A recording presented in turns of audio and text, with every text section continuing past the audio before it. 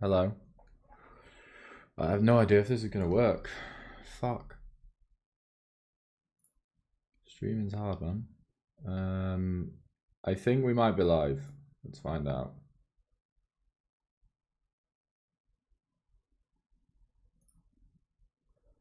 I don't think this is connected.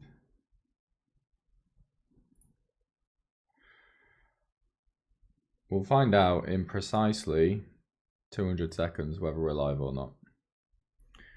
And if we are, fantastic. If we're not, I don't know what to do.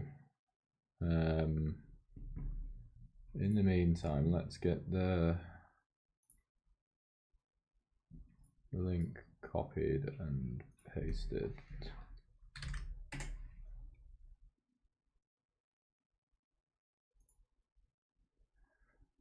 To myself.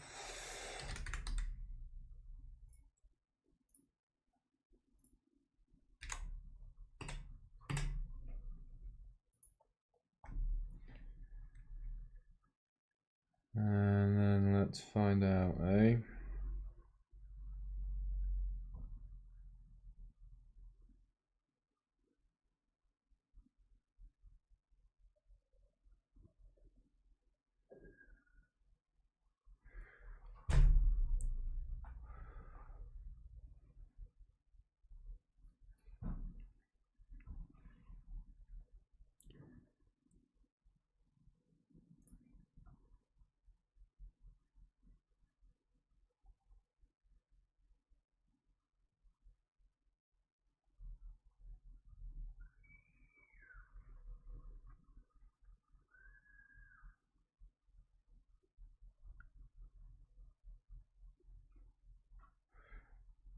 "110 seconds. I think this is gonna work, but we'll see.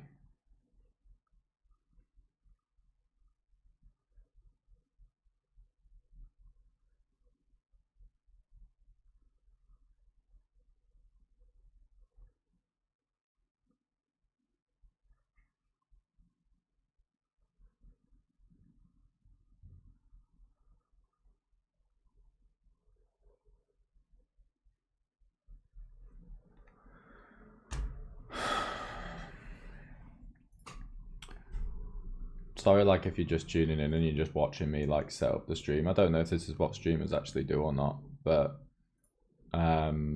there's just this horrible moment where like I've got OBS running and I don't know, because I have to delay everything, I don't know if YouTube is going to work and connect until 50 seconds passes, essentially. I've also tried to reduce the frame rate and things from last time because it was making the webcam all funny and it was a bit unstable at times, so I think it'll be like less HD but hopefully a bit smoother this time around. The worrying thing about this at the moment is I don't have the chat in OBS and I don't know if it's all connected. This is very stressful. I'm just a poker player. I'm just a poker player who just wants to play 200 Zoom. I don't know what I'm doing, but we'll find out in 4 seconds whether we're actually live or not. And I think we are. Yeah, we're successful. Hello. I have no idea if this is gonna work. Okay, fuck. Sick. Streaming's hard, man. I think we might be live. Let's find out.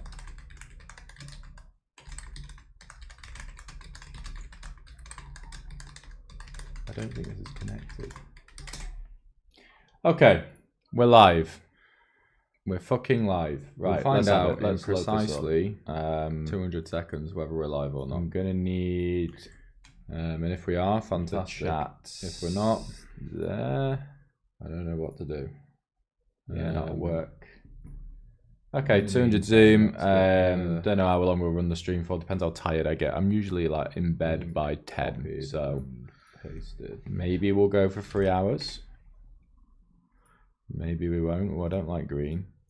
To myself. Are we getting hands while playing? Cool.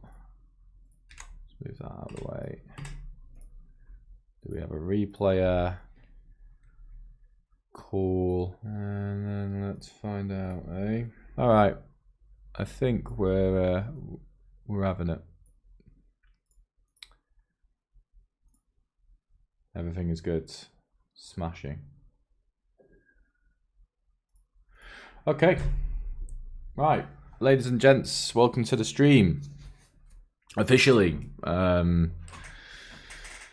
We are playing some 200 Zoom. This will be the last stream that I do for a little while. Tomorrow we are going to upload a quote-unquote podcast with a mid-stakes grinder talking about the 110 seconds. I think this is going to work. The low-stakes trap. But we'll see.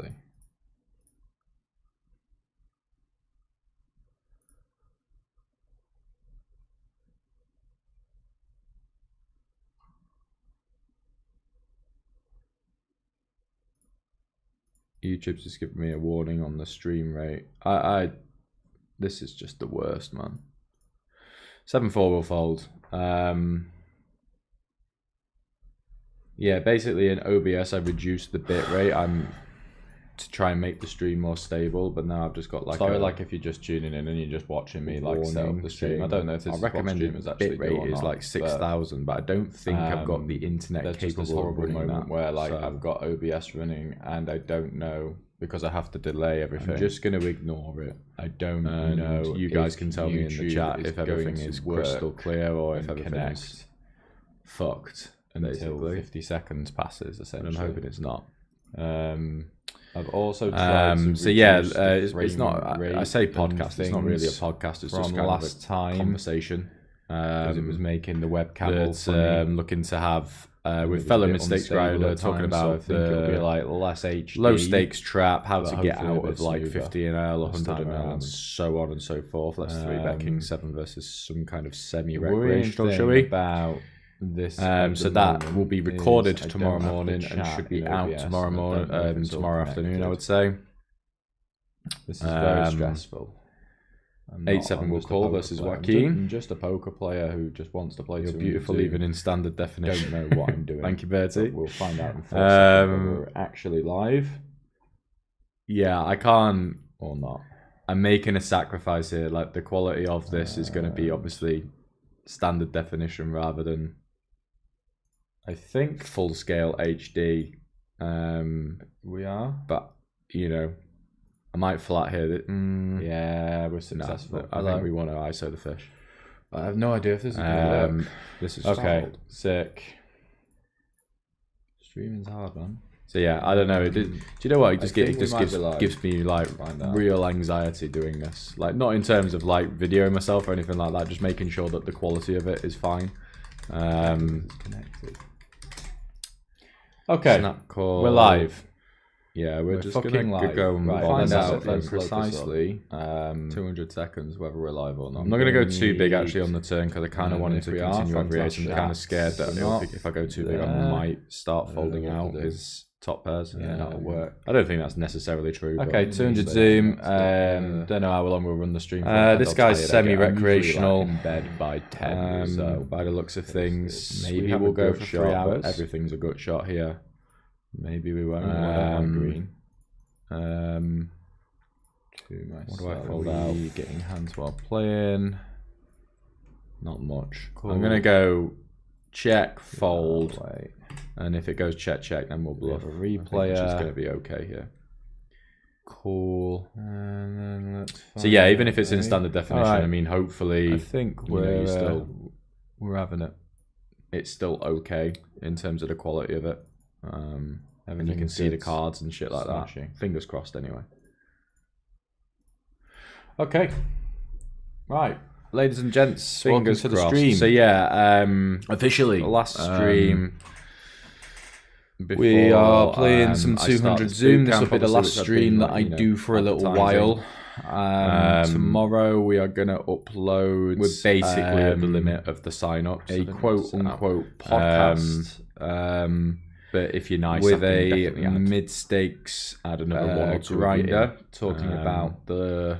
It'll be more work for me, but 110 seconds. Yeah, if you ask nicely, I think this is going to work. It's been really successful in terms of like the sign-ups and stuff. We started the Discord. One-to-one sessions start next week. First group session starts next week. Very, very happy with the wonderful group of people that we've got that have signed up. YouTube's just giving. So yeah, if you're still interested, you can still go into the link tree, which will be in the description below, and sign up, and then I'll get on a 7-4 will fold probably tomorrow. Yeah, basically in OBS I reduced the Ace 9 I think is a threshold defend, but Verdow's really aggressive, so you're actually just going to just watching me like set up the stream. I don't know if it's a nice rule of thumb, like it's like 6,000, but I don't think I've got players just be a little bit tired where like I've got OBS and I don't know just because they're going to be aggressive and you're just going to win the hand less often. Because they're so aggressive if everything is crystal clear or if everything is fucked. Until 50 seconds passes, essentially. I'm hoping it's not. We're hearing your voice twice. I've also so yeah, it's not. I say podcast. It's not really a podcast. It's just last time conversation. It was making the webcam. That's looking to have with fellow mistakes grinder talking about the like low stakes trap, how to get out of like 50. There we go.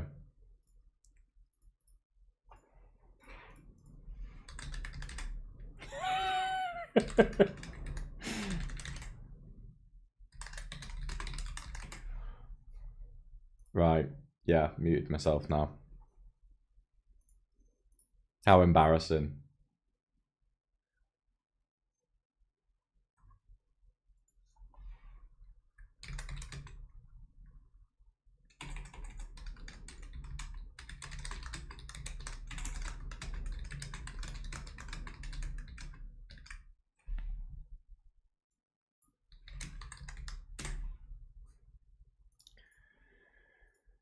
Oh, there we go. Sorry about that, guys.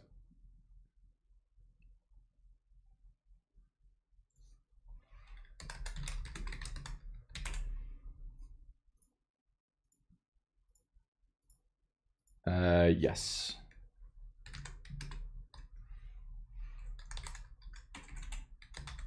I'm reading it in real time.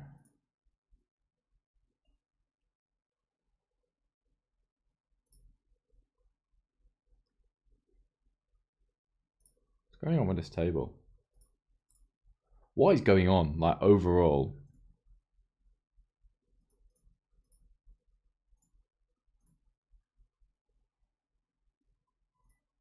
Is this just broken?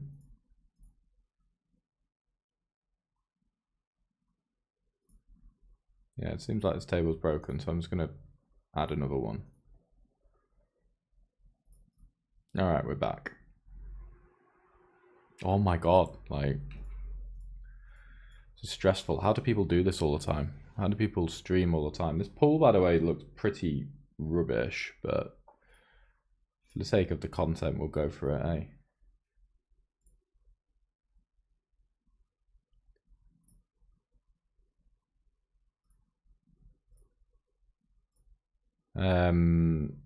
Was I rambling about something? I can't really remember anymore. Talked about the boot camp, talked about the video tomorrow. Let's talk about the poker, shall we? Right, so we're going to play probably just range bet 25 here on King 7-4. It's probably a bit of a simplification, but not much of one from middle position. I don't know this guy at all. Could be a reg. This guy definite recreational. I think I'm just going to flat and try and keep him in. This could be a recreational as well, so I really don't mind flatting a pure free bet here. Over says, hey, keep up the content. Discovered your channel recently and I loved it. Thank you very, very much. Hopefully my shit streaming quality doesn't deter you too much, mate. 10-4, we're going to fold for that size. Ace-Jack, we're going to bet. I think just B40 here. We've got like quite a linear and strong range. So I think we can bet hands like 7s and 5s for protection here. Husky says the amount of double. It's because I'm nervous. Just want the stream to be running. But now it is, I'm settling in, right?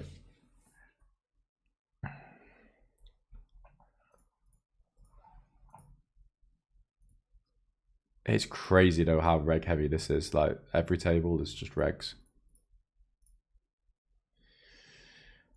Queen Jack is actually a free bet. I looked at this recently. Like you can actually 3-bet this from these positions, and I've just always folded it.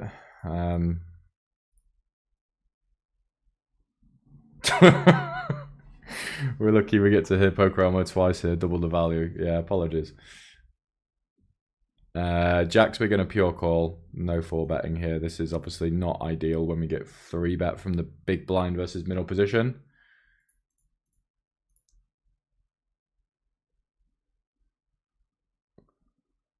But yeah, I think in literally like 1 minute, you should be fine then, and then it will be muted.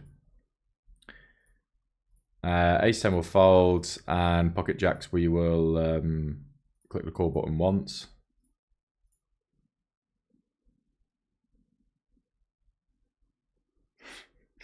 The reaction is great. Just rabbit in the headlights, terrified. Jack 10 I think is like a mix from here, but I think this guy's a little bit weaker, so we'll go for him. Apologies if he's not, but I don't know, I'm just getting the vibe he is with my tag. Jacks is a fold now, unfortunately. Like these positions, you know, ranges are super tight. We block bluffs, it's just not. If we river a jack, I'm not ecstatic about it. Because ace queen gets there, which he'll bluff a lot. So yeah, we just fold and move on.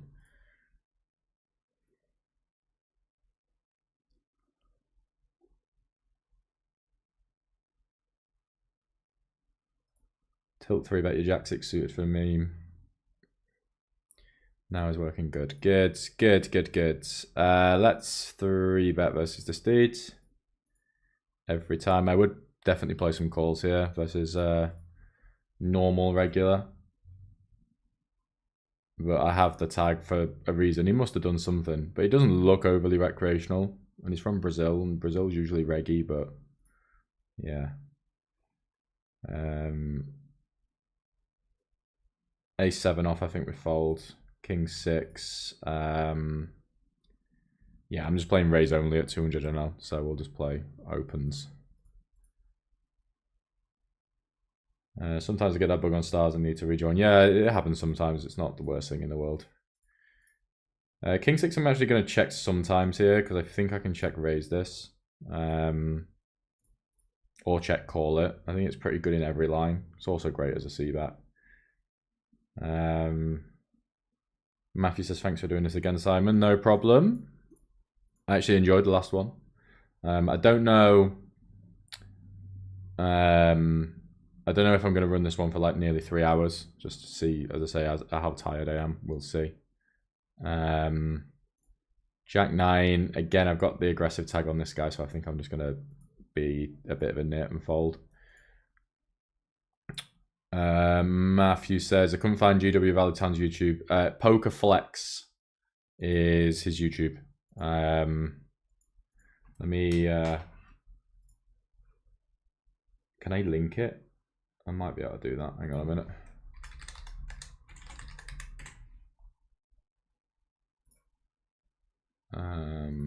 Share? Does it have a share button?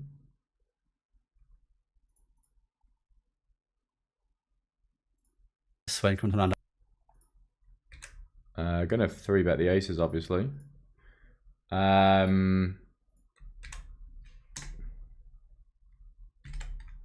you go, Matt. That's his latest video, so you can just go in there and subscribe. But yeah, highly recommend. Very, very good player. I am just going to bet big every time hit with the aces, I think.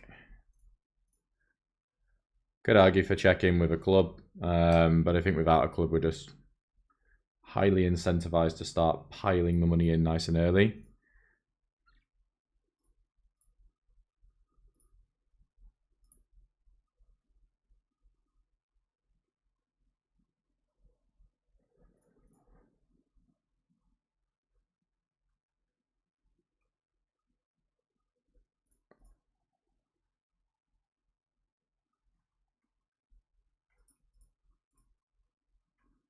Bertie is infinitely rich. Don't listen to him.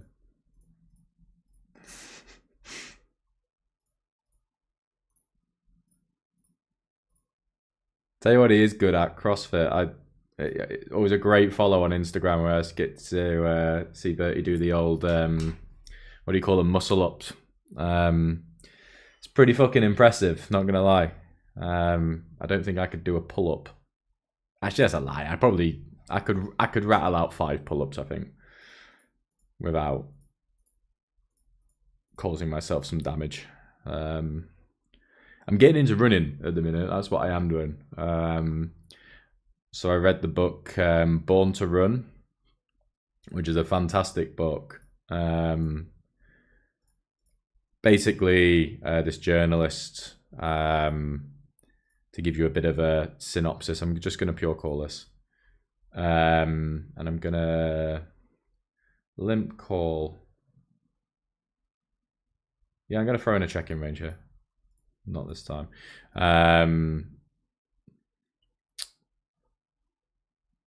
Oh, Fred Heiser Reg, is he? Okay. I'll give him the tag then. Don't know why he had the semi-recreational tags. Apologies, Fred. Queen 5 will check back every time. It's not great, River. Snap check is a good result. Just going to check back. Should win quite a lot. Lose to that, though. All right. Aggro Reg will believe.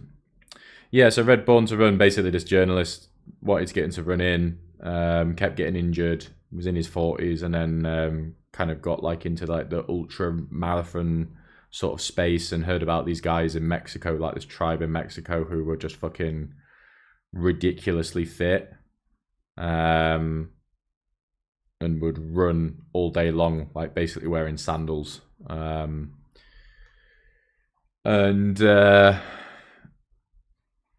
Yeah, it's basically he like tries to track them down and find out their secrets behind.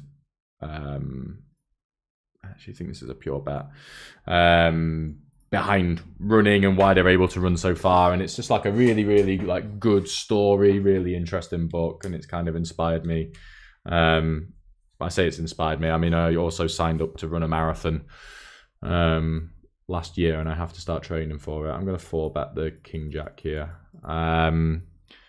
If we go with aggro reg, we'll throw in a little bit of 4-bet. Why not? And get punished. And what was I saying? Yeah, so I need to start training to run a marathon, essentially. Well, I have started.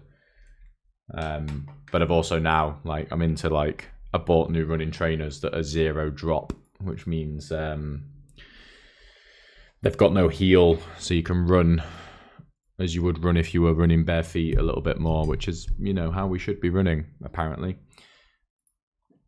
I think just fold the ace-8 without read so far. And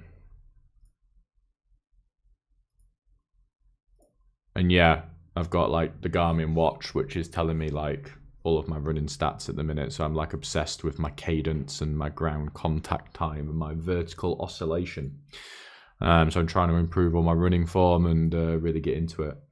I'm going to fold and watch this because I think this guy's just doing it off now. It's like a little Zoom pro tip. If you fold and watch and then kind of time it, so you finish the hand at the same time as him, you're kind of a little bit more likely to get dealt into the hand again because he is just shoving every hand at this point, and 6-2 is not a great hand to have. You see, this is the downside of Zoom. In the like, if you're him, he's got a range call there and he doesn't even realize it. We'll open 9-7 with the big blind.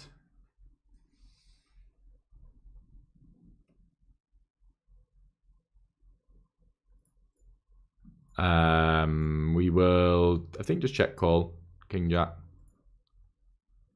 And 9-7 will start with a C bet.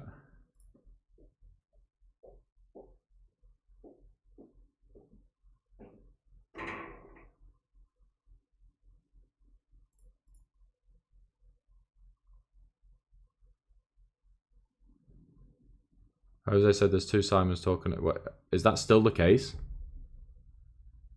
I thought I'd fixed it. Unless you're like behind on the stream. King Jack is not ideal, but we are going to call again. That's going to be a weird river to navigate.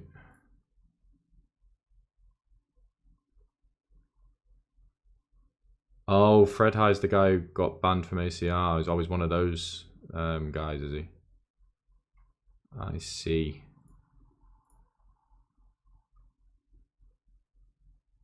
I think call here. I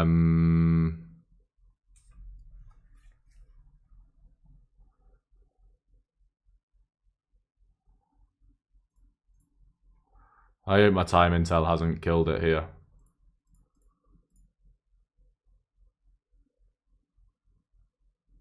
I have a horrible feeling it will have done, but it's just too good of a spot not to do this. Yeah. I mean, he probably calls anyway, but...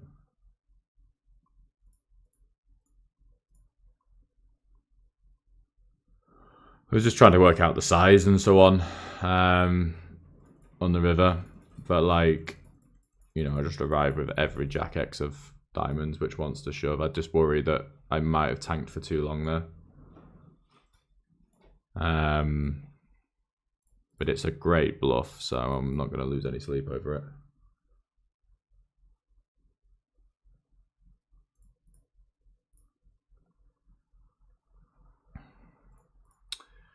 Competition in Birmingham. Ooh. It's probably the only time you'd want to go to Birmingham, to be fair. Yeah, the goals are just to run the marathon, essentially, and get into running. Like, just run more. I'm losing weight. I'm, like, doing everything I can to get fitter, essentially. So, you know, I want to get more mobile, more flexible. All of these things into my 30s. And it is happening. I am doing it, which is pretty nice. I want to eat better food and all of this good stuff. And I think running's just a good part of it. I actually quite enjoy it as well so far. Just kind of getting out and hitting the pavement, I think is fantastic. I'm going to go 11 here. I think ace-5 is actually one of those that's actually a pretty nice bluff. Like Spade River is going to be pretty fun. We'll actually bet quite aggressively on the 4 straight turn. Alex says I lost 80 pounds, don't know how many kilos. Probably like 35 kilos, I think. My maths is right. It's a weird river.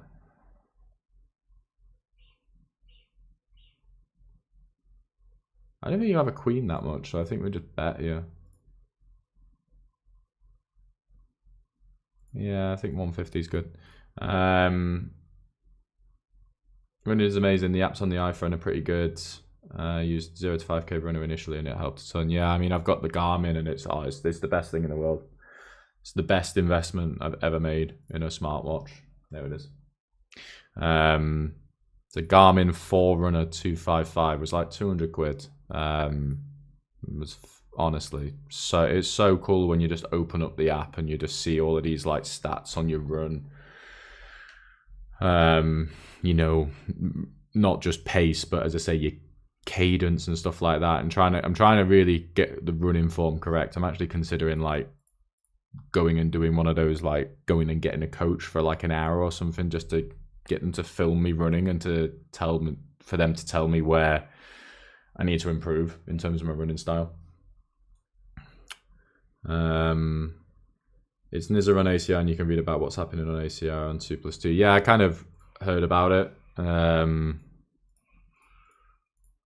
haven't read too much into it or whatever. I don't tend to do that with a lot of poker stuff. Like I just, you know, I'll hear about things, but I'm going to do, you know, get overly involved in all that sort of stuff. Sucks for him, obviously, but what's my strategy on that term? Probably quite polar. I would say, on this one. I don't think it has to be that polar. If he's Brazilian and one of the meta game guys, like, he's probably going to really overcall the turn here with like 9s and stuff. So I'm not actually going to go too big.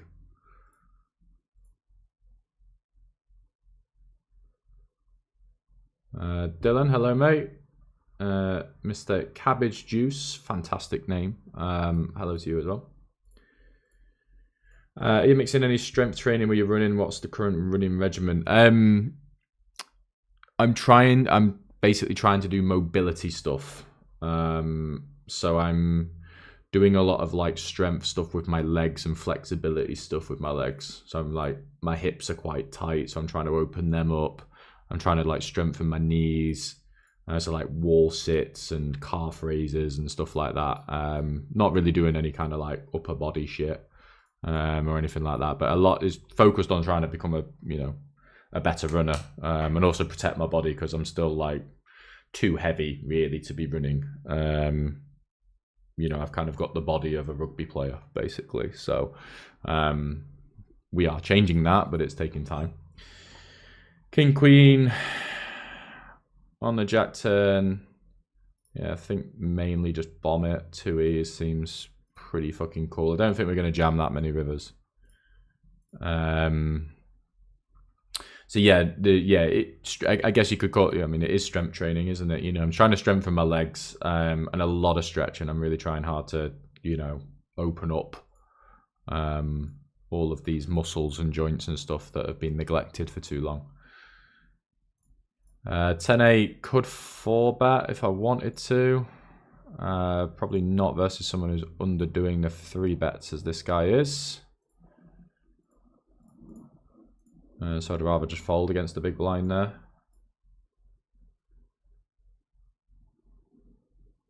This is where the money is today. Not playing but coaching everyone and their sisters. Someone who pays this guy more than 200 an hour is a fuck clown. Sorry.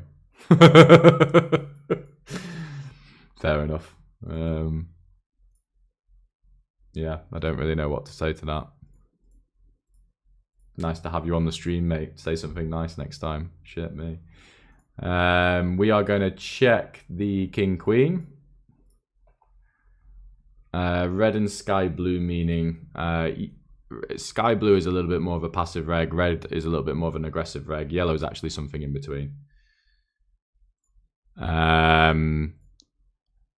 Ace 4, I think we can start with a C-bet.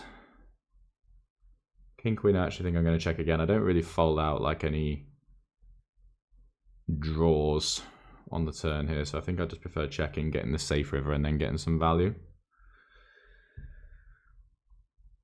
Little Squirrel makes 600k per year. See, I think he's one of the GG 1k guys, right? Ace 4 just defending with call. Coaching is not where the money's at. I mean, make some money from coaching. Of course, like anyone else who does coaching. I think we're folding for this with the fish behind. It's not my primary source of income. It's like a nice little side income, just folding the Ace 4. I'm trying to be a poker player first and a coach second. Definitely. Not had the best year in terms of results, but I'm not going to sit here and say or try and lie about that. But very hopeful for next year. Want to move up, want to go play 1k, earn some more money, get better at the game, and so on and so forth.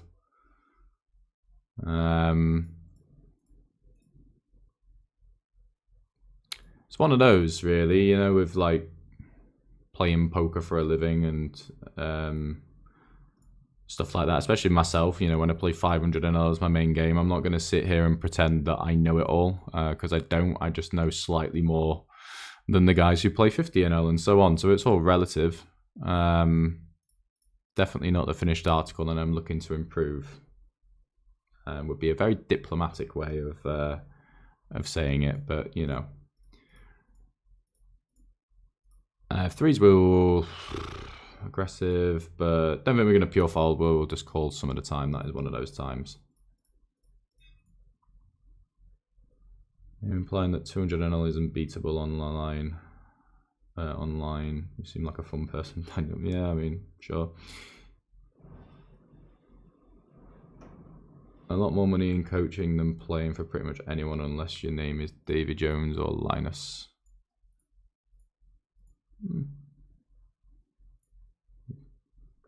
Well, one day I would like to be Davy Jones or Linus.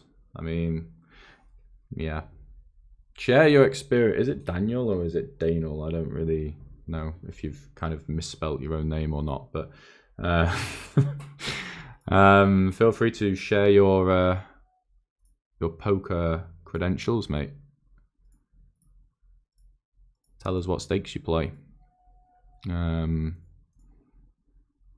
Tell us what wisdom you have learnt throughout the years that qualifies you to make such statements.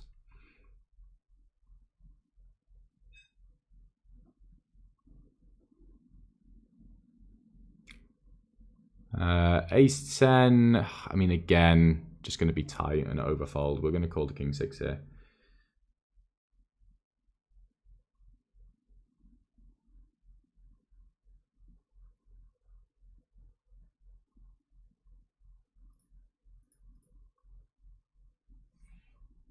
And we're going to call one street. God, chat's popping off, isn't it? It just takes one person to come in and cause havoc, and then it's just goes mad. This is not ideal with the King 6, but we can always river a king and have the best hand. So I am going to call one more time, and it is a recreational. And yeah, I'm not getting him to fold like a jack or anything like that. We are just checking and praying that he has something really random here. But if I don't think if I turn my hand into a bluff, I'm going to get him to fold much better. So yeah, he's always calling aces, in my opinion.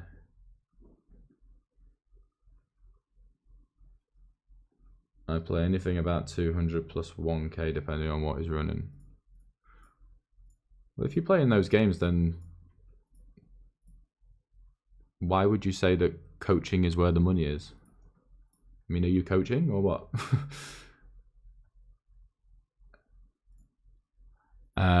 We'll range bet here.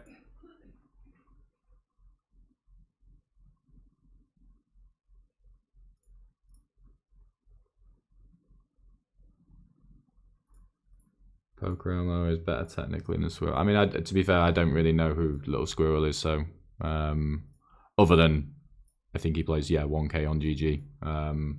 Other than that, I don't know, so I don't know if I'm qualified to say I'm better or not. I don't think that's something I can reliably say, but someone else can, so feel free.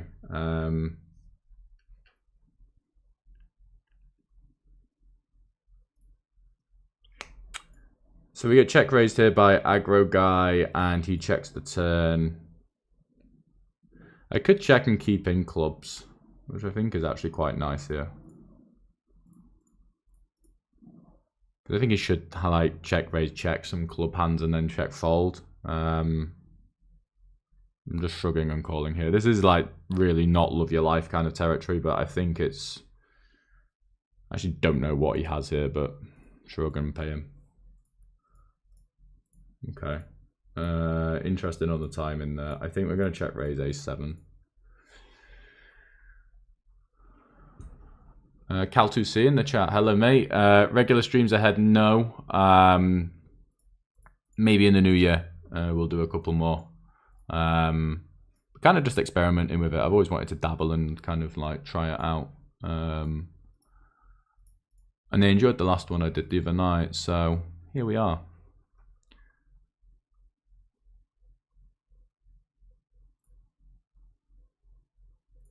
But Poker Armor doesn't make 600k a year. No, I definitely don't make 600k a year. But I also don't think that's the barometer of being a mid-stakes poker player, to be fair. At the end of the day, like, I have a very, very nice and comfortable life. So, yeah, I'm trying to get better every day. I'm not the finished article.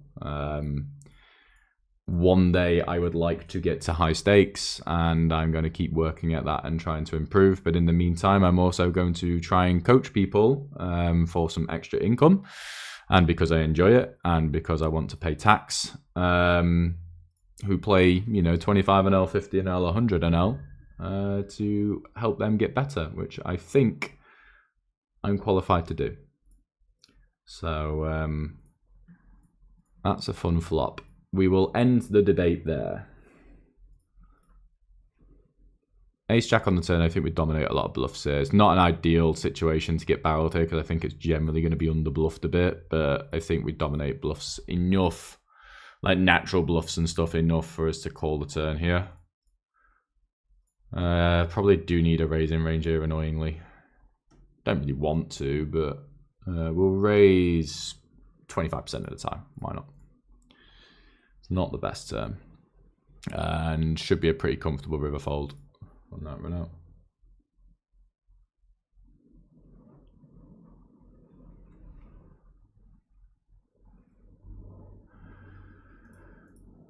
Small bet, small bet. I'm not sure I actually want to raise any hand. Even tens at this point is kind of like really devalued, so we're not living our life here. As sad as that is to say, but we'll click call again, and we will be calling the river because we will beat ace jack, but aces and jacks are going to be in there, king queen's going to be in there.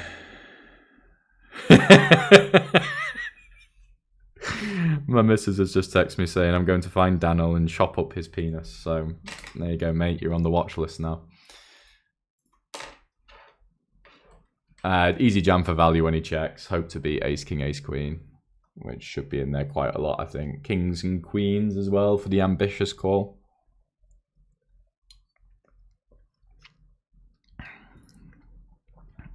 Obviously a joke, she's said, but he's a jerk. Well, yeah.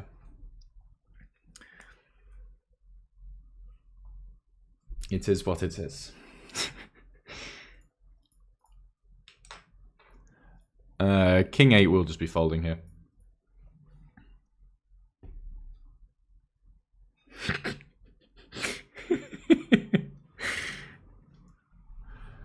Right, king 5 we will be calling. This is the min raise from our recreational friend who had aces before. Snap check on the flop is interesting. Usually the min raise is like quite wide, but snap check also makes me think like queens and jacks a lot. I think check again and get value on the river if he checks again.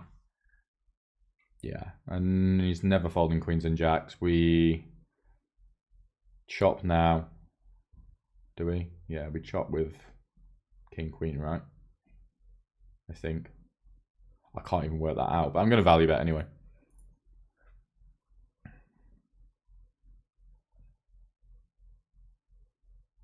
That will be queens. Yep.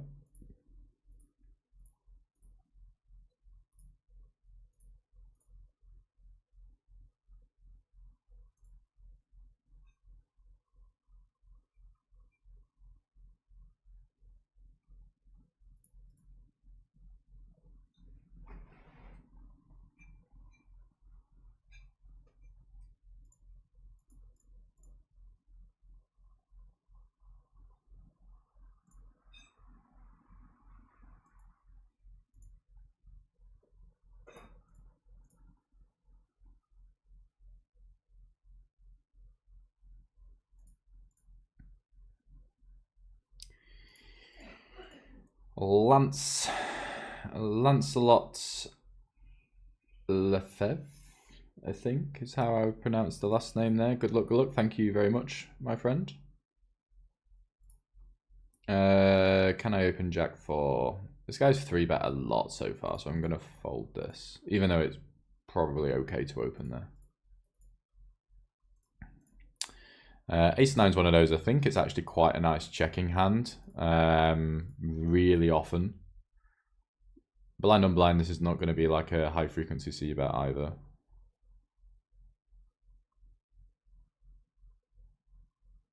Callum pretty much retired from online. Yeah, when you Play in the live games and win all the money there. Why do you need to play online, eh?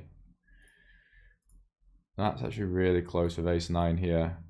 I think mix is fine between call and folds. Don't think I want to bluff it with a raise. It might be a pure fold, actually, looking at it again. Versus that size. I think versus half pot, we probably need to continue. I think versus that size, we're probably okay to pure folding, actually. So it might be a little bit of a mistake from me. First time I hear someone saying he wants to pay taxes. Not on poker winnings. You know, that's one of the huge perks of living in the UK. But for real life stuff, you know, having something on paper is quite nice, you know. To do grown up things later down the line, like, you know, get a mortgage or something like that. I think just fold here because this guy's going to play too many hands and then we're going to get squeezed a lot. Yeah, so for things like mortgages and stuff like that later down the line, I think it would be nice just to, well, it is nice to have something on paper and just be like, you know, self-employed and pay some tax and, you know, not just be this kind of grey area that doesn't exist. But of course, all the poker money isn't taxed, so that is very, very beneficial. M. Kitson says, sounds like you have a good woman. Yeah, she's great. She's in the other room. She's, I think, obviously just watching the stream as we go whilst kind of doing some self-care, I think. But yeah, she's pretty fucking great, really.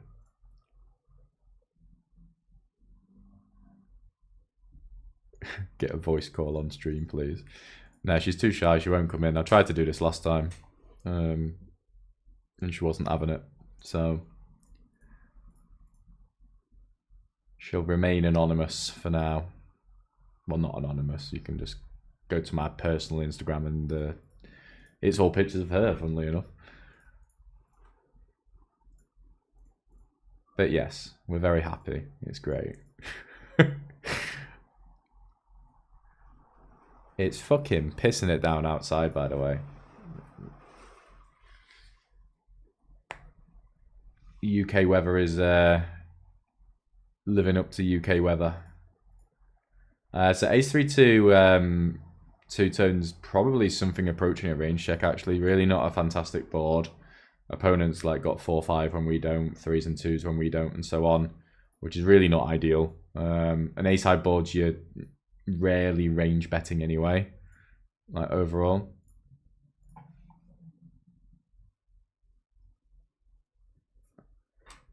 Not hating on you, just most guys on chat have no clue what they're talking about. I think you're a nice guy, honestly. I was not the one talking about the 600 guy. Fair enough, my friend. It's all love. 8s will check again.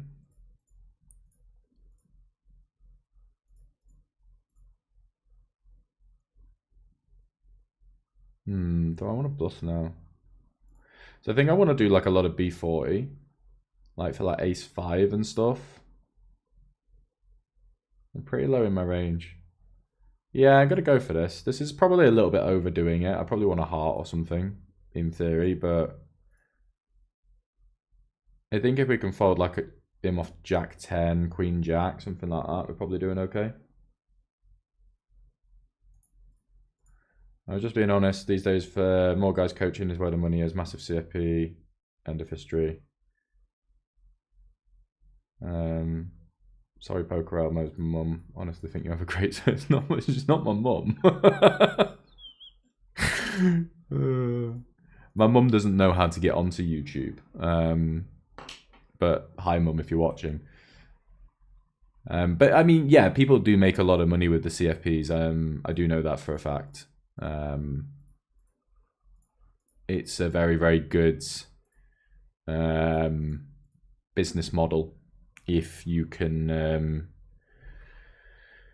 set it up and run it very well. You know, like the guys over at BitB or you know, the metagame guys in Brazil or Free Nachos. You know, they're all examples of very, very good CFPs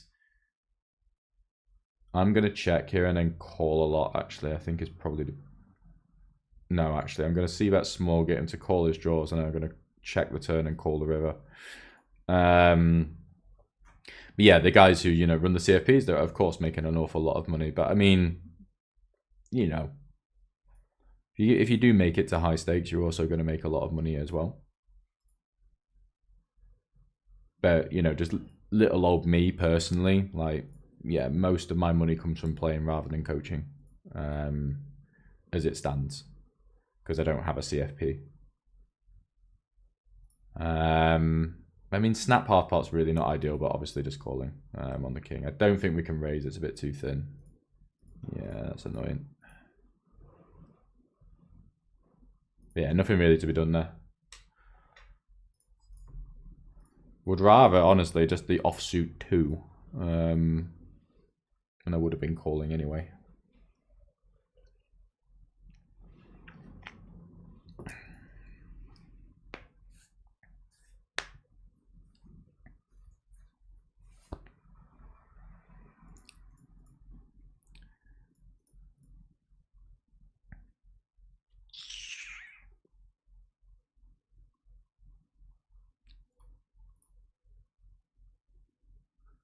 King 10 will just be folding.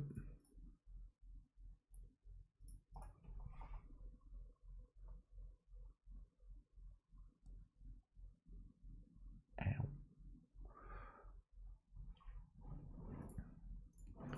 Jack 4 will also be folding.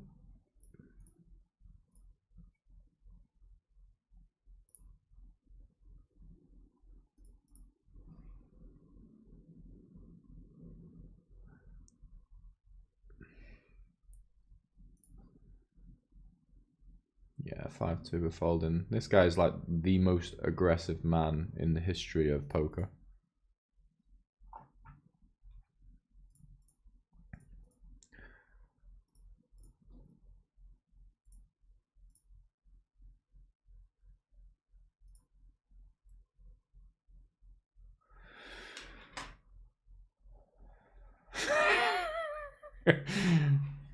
Jack Malloy, who's that?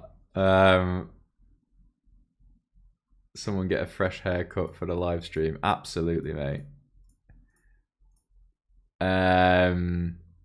Let's squeeze our Jack 9. Good luck to yourself, Callum. Thank you for tuning in. PS, always enjoy your Run It Once videos. But yes, Jack, I did get a fresh haircut. Thank you very much. Also, thank you for tuning in. Can't wait to make a goal for YouTube with you. This is not ideal. So I think I mentioned in the last stream, like the rule of Saulo, I like to call it, when recreationals raise you in 3-bet pots, it's very often just weak as fuck. But on ace high boards, I tend to think it's a little bit differently. Like this guy just has ace 8 offsuit endlessly here. So we are going to try and hit a heart. Not quite. 3s will just call. I think we get direct pot odds, let alone in the implied odds of just winning a stack. 5 outs plus 40. Yeah, we do. Right. Damn. Running really badly here. Just checking. He's just got ace 8 as mentioned, and he's not going to fold. I'm going to go with, yeah, ace 8 offsuit is the read. Oh, no. Queen 7. Oh, okay.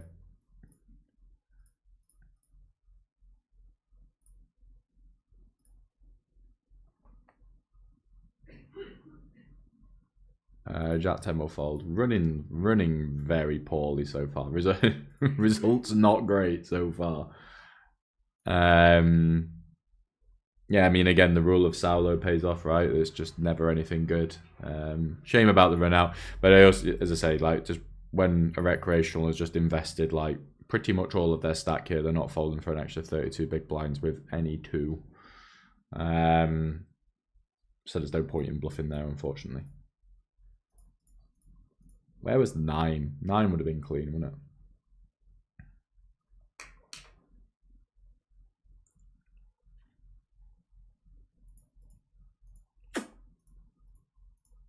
But definitely more action than the last stream, I think. The last stream, how it went was I think I just like won 2 buy-ins in the first like 45 minutes, and then precisely nothing happened for the next 2 hours. It was just, you know, break even the whole way. This time around, we're down a couple of buy-ins because I bluff jammed blockers because I can't hit flushes just yet. But time is on my side. This guy snap checks.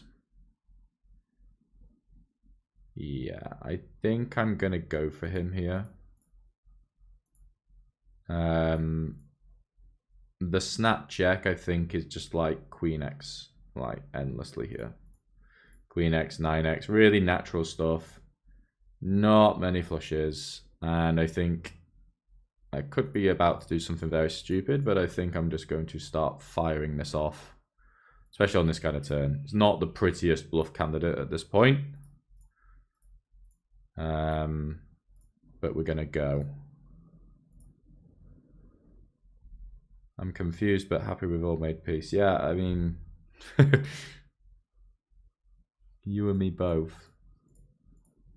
But it's good that we can make peace. If only the rest of the world was like that, eh? I don't really have the sample here. I mean, it might be an old tag. I don't know. Gonna call King 10 though. I think it's just got infinite EV calling rather than 4-bet bluffing in these formations when ranges should be very wide. Mainly calling, I think. I don't think we're hugely incentivized to raise here just yet. Like his bluffs are just like so low equity that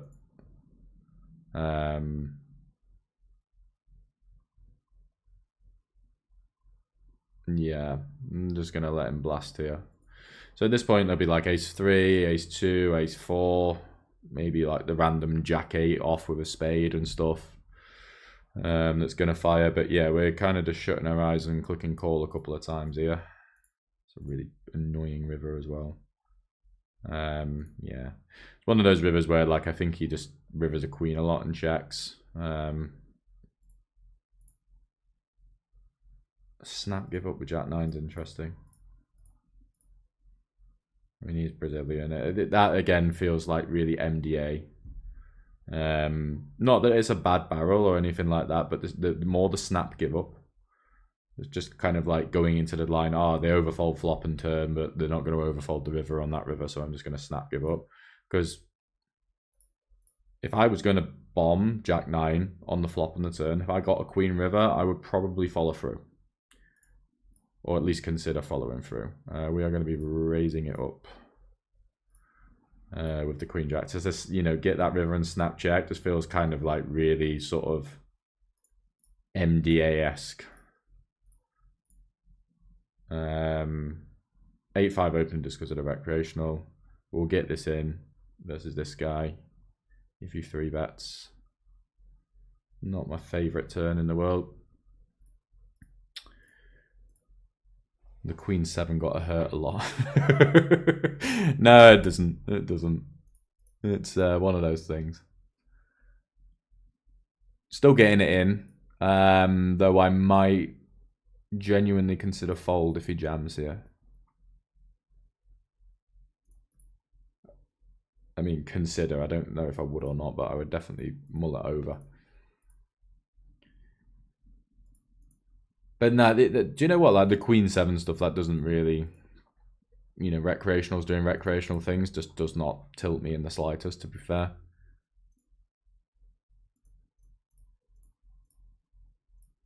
Regs doing, or you know, any player doing the days of me getting tilted by someone doing a specific action, like it really bothering me. touch wood, are kind of behind me, I think. I still get like accumulation tilt a lot. Like if I take a lot of bad beats in a row or like setups in a row or whatever, then you know I will still find myself getting a little bit sort of anxious and tilted in that regard. Like I'm not one to smash things or anything like that. Calling the king queen, but yeah, the emotions do rise like anyone. I think I'm just folding king queen on the flop.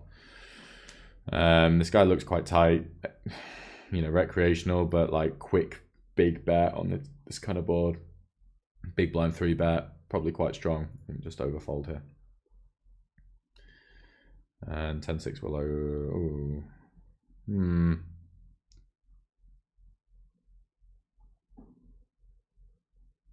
I'm actually folding, I think.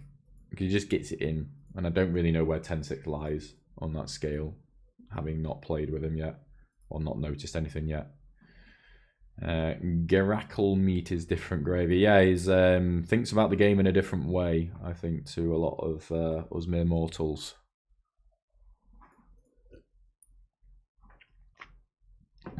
With his like 95% c-bet stat. Who are the strongest regs in this pool? Good question.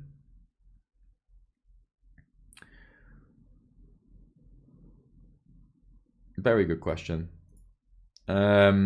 These two could be good. Like now knowing who this is, probably quite strong.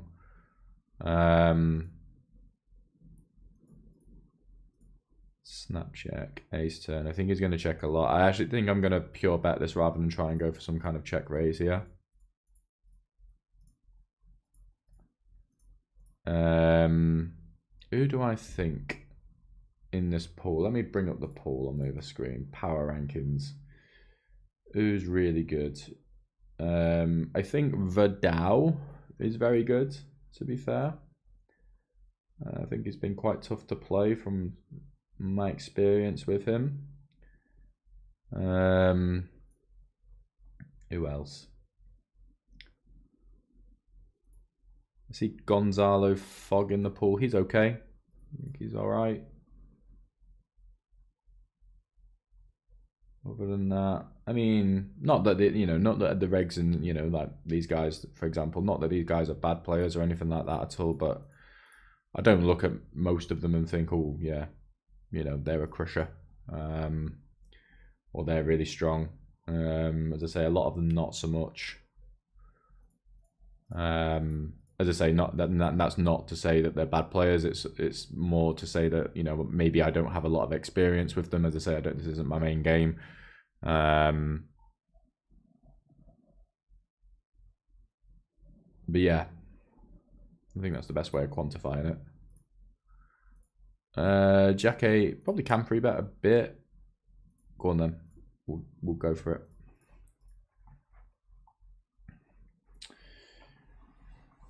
But I mean, at the end of the day, if you're playing 200 zoom on stars, like you're probably pretty good.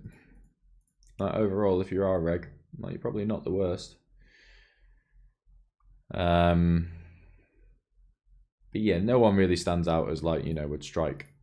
Would be like, oh, they're fucking really shit hot. Do you know what I mean? But I think that's. I'm just bet jamming this. Actually, I might check jam. Yeah. I think check jam. Because recreational stab loads on the turn. Now I just got to weigh up whether I want to jam or whether I want to raise small. Versus that size at least. I think raise small. And just hope there's not a queen or a 10 on the river.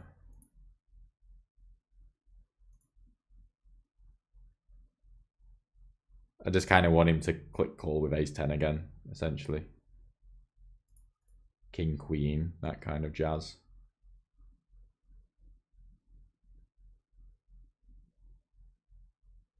Might be dead. Oh my god.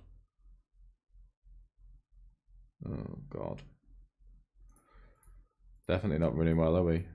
What on earth has just happened? I just said that like recreationals doing silly shit doesn't tilt me, but that's pretty close. Oh.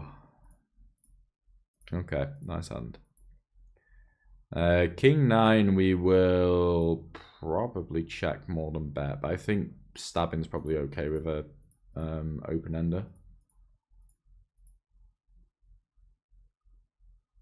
Wow, what a punt. Jesus wept. I mean, the flop call is pretty special.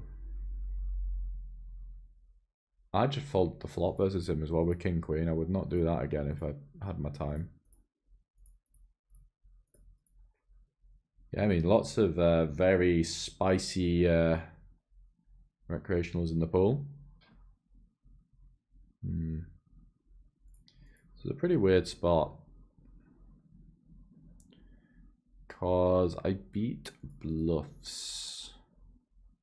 I think it's quite easy to over bluff here because I think it's also Jack high might bet though. Queen high.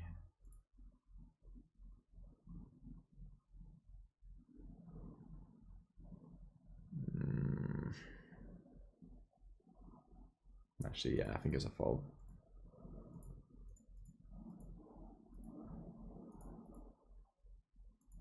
I think it's a fold. Just because basically on this one, like, I'm trying to work out like how much area arrives to the river with, and at first glance, I think it's quite a lot. But then when I kind of think about it, like I think if you've got Jack high, you're probably betting at some point, and that's where a lot of his bluffs come from. Like 9 high, you're probably doing the same thing. So it's kind of like Queen high. He might even bluff King high, which is a bit of an issue, obviously.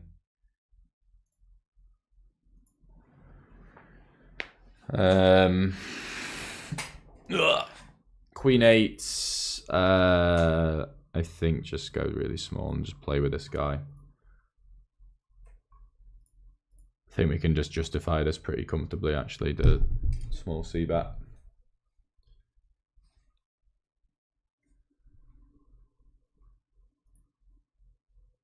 I'm going to open a bit bigger here with these two guys in the blinds, but we'll make the pot a bit bigger, shall we?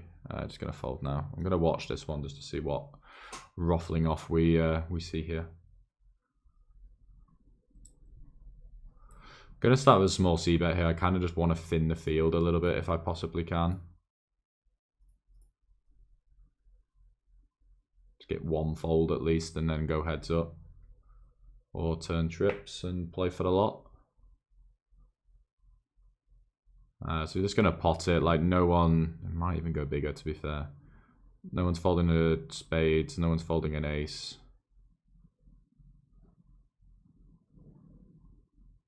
Yeah, let's just go slightly bigger, shall we?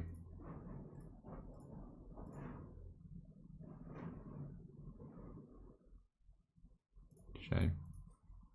Shame.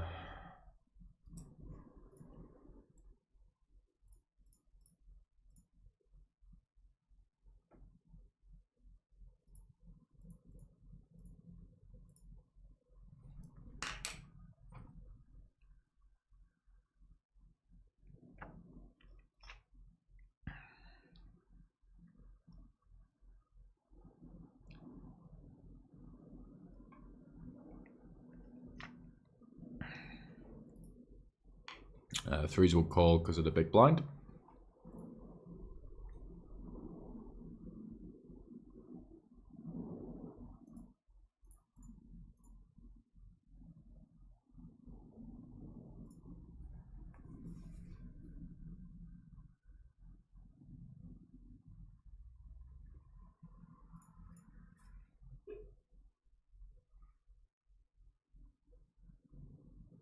Okay, I'm just going to stab. Surely if the reg checks here with a recreational behind, he just never has a king, right? I mean, that's like pretty ABC, surely. Unless he goes for a check raise. And he's on some kind of Mega Master shit, but it's not the best turn I've ever seen.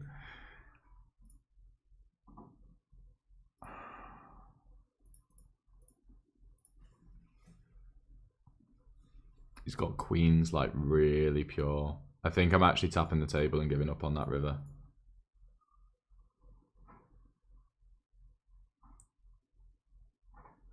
I think I have to call here. I need to be in the pot with this dude as much as possible. And there's this guy as well, who is seemingly 3-betting. I've seen him 3-bet 3 times now, but then again, it's been aces and queens, so maybe it's just strong stuff. Yeah, just tapping the table and giving up. Like, we just kind of have to ask ourselves what hand checks the flop and then check calls. And it's a 10 at worst at this point. I just don't think we get credit. I don't think he's going to overfold, basically. There's not any air in his range, so I think we just give up. Well, it is the weakest hand he could show up with, annoyingly, but I think giving up there is probably okay. Like, when his range is just filled with bluff catchers, I just think it's really difficult to...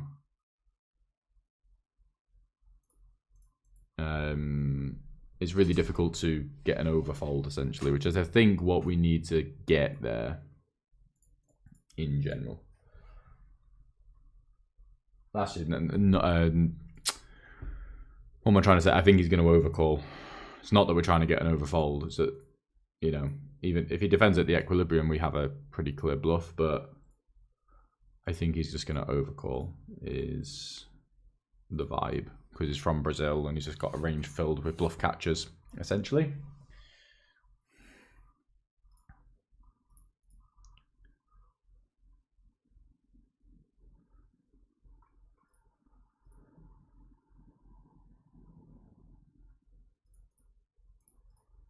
Yeah, I'm going to start bluffing here now.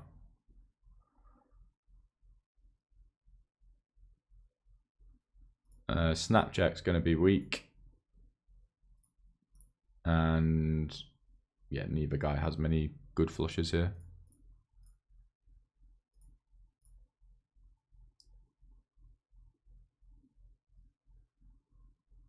I'm going to call and lead.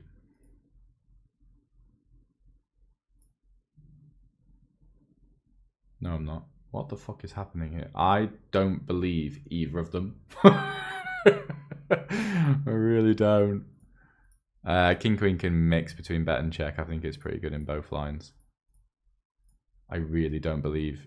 I don't believe him. For him to come over the top, probably he does actually have it, to be fair. But Jimmy says, also pretty easy for every 10x and some overpairs to play the same way in the King 9 hand. Which was the King 9 hand? Oh, this one, yeah. King Queen on the turn. I think we still, yeah, I think we still dominate his fault. Versus the air region, what to play differently makes it rough with even the ace high and small pairs. Yeah, yeah, I mean, absolutely. I think he does arrive with a lot of value on the river as well. How often am I getting check raised here? Might be quite often. Who won that hand? Wow, he won.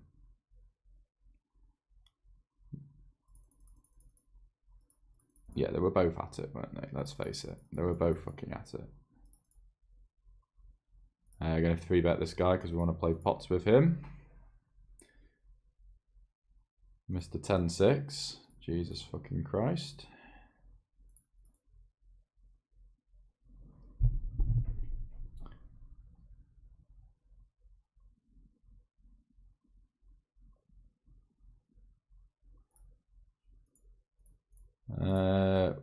White says, I think that was greedy with a 7-8 overbetting to 2 people on board pair and turn. I think they fold all flush draws in weak cases comfortably. I mean, yeah, in general, yeah, but to one absolute mega rec and one recreational, I just think they don't really care because they're so recreational, essentially. Versus anyone else, yeah, I would agree with you.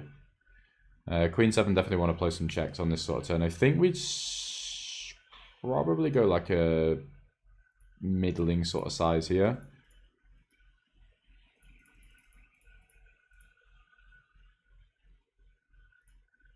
What are these runouts, by the way? I think block beats anything else. I think he's got a lot of ace-x in his range that we can get value from. So I think block is the play here. Just going to range back the 10s. Like, I think it's really natural to play like ace-4, ace-3, ace-2 this way and check the turn.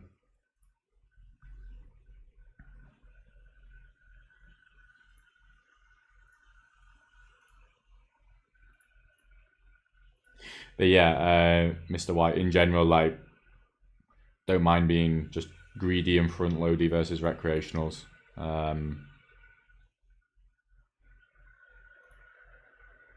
I'm not really giving them the credit for. I think I'm gonna. I don't love this, but it's okay. I'm not really giving them the credit for like thinking, essentially.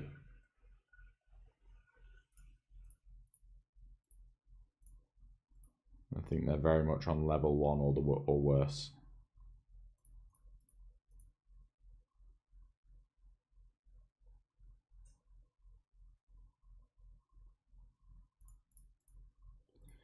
Gonna range bet on King 7-6. Probably did that a little bit quickly, but if it's a range bet, I don't really mind.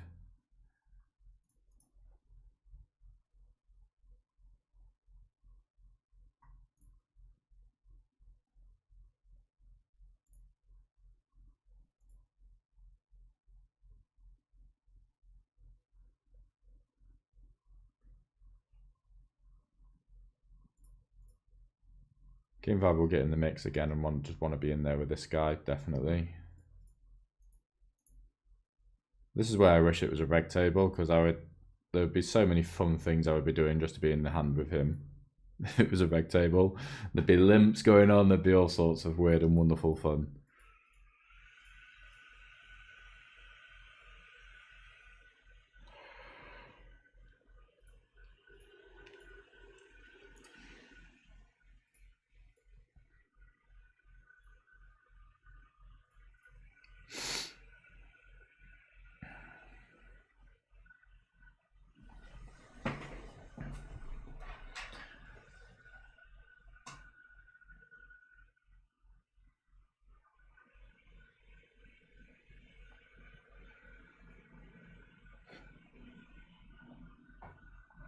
Let's get a walk with the jacks as well. I mean, yeah, the run bad is real.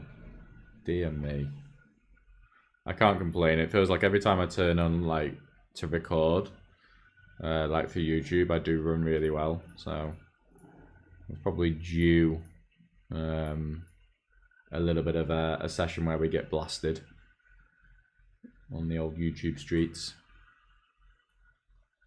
I say that, it's probably only like, what, 3 buy-ins?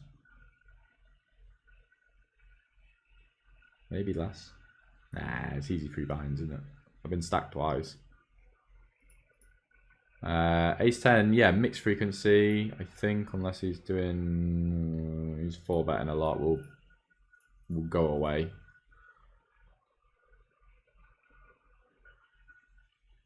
Going to open bigger here with our friend in the big blind.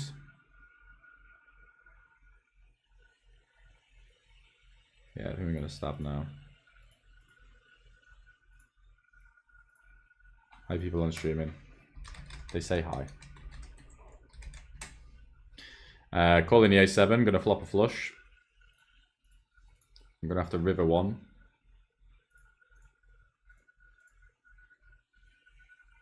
Hello, Mr. Marco.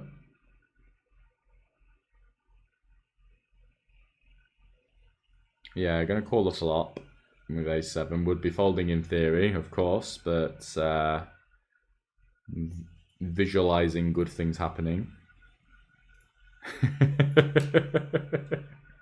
Hi, Fred, as well. Please defend me. Will do. I might call down A7 here. This may be a little bit crazy, but we might do it. I don't think we can value bet into 2 people with the king here, annoyingly. Yeah, he gets my money here. If he has it, he has it. But after the 10-6 hand, I'm not giving him any credit, essentially. Queen 10 misses. I mean, it's a pretty good run out as well. Queen 10 misses. I don't think he does this with kings all that often. King 10 misses. King Queen misses. 8-7 misses. 10-8 misses. God knows what else. He's proven himself to be a bit of a blaster. The downside is the run out, because it's quite obvious that a jack is obviously a good hand. But I think with the fact that he's completely blasted it off a couple of times now, I think we need to click the call button. So good luck us. Even when I'm right, I can't win. Oh dear. Free space on the screen, you can enlarge all the windows. Yeah, I mean, I think it was from last time. I think it was Yuri or someone who said that the chat came up on the screen here, but I don't know if it does. So I can make the windows bigger, to be fair. Bear me 1 second and I'll do it for you.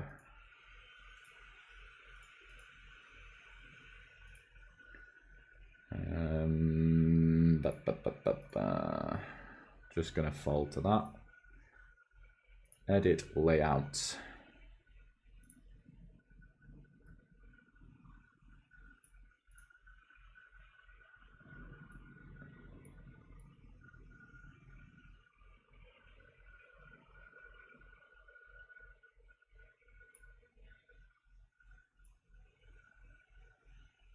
This is going to be a great one for my OCD, this.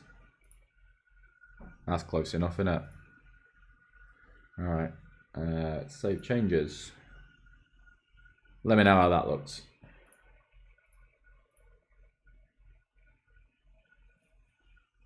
Jimmy says, I agree with being front-loaded versus recreationals, but I think the amount we get 2 streets goes up if we say used 14 big blinds instead of 19. I think it's a slightly elastic spot. Yeah, you could be right. My first instinct was to pot it, and then yeah, I scrolled up. So yeah, I think it could be a fair comment.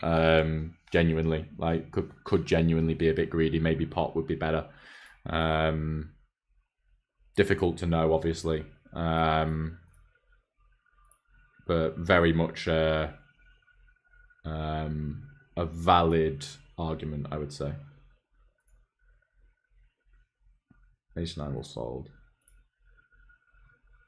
How annoying is that, by the way, though? We both just had the same hand there. I've just called him down with ace-high and ruined it. Still didn't win the stack. So annoying. Why can't I just have fucking pocket threes? I'm just calling every hand. And he's bluffing the same hand. I'm not going to put a single cent of money in here until maybe the river.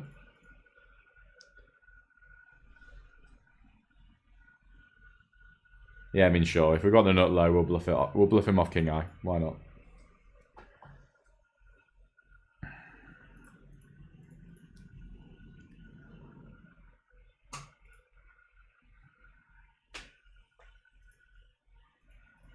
Yeah, it's pretty active pool, isn't it? Provided this guy stays in it. We will get the money eventually. I'm pretty confident of that.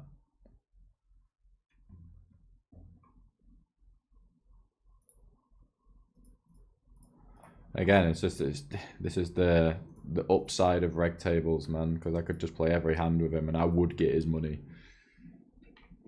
pretty quickly. It's a lot tougher to do it in Zoom.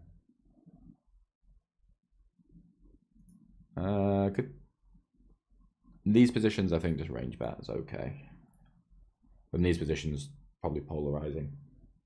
Just because EPMP ranges are tighter. So equities are more in my favor.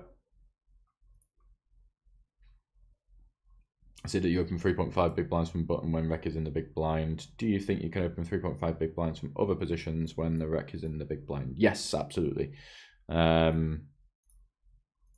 It's something, again, if I'm playing like a normal session, I will do really often.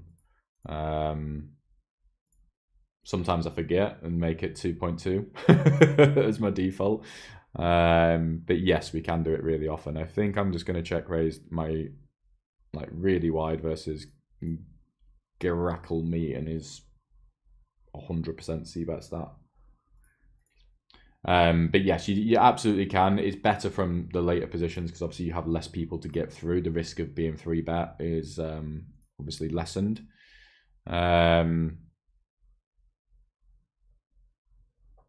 But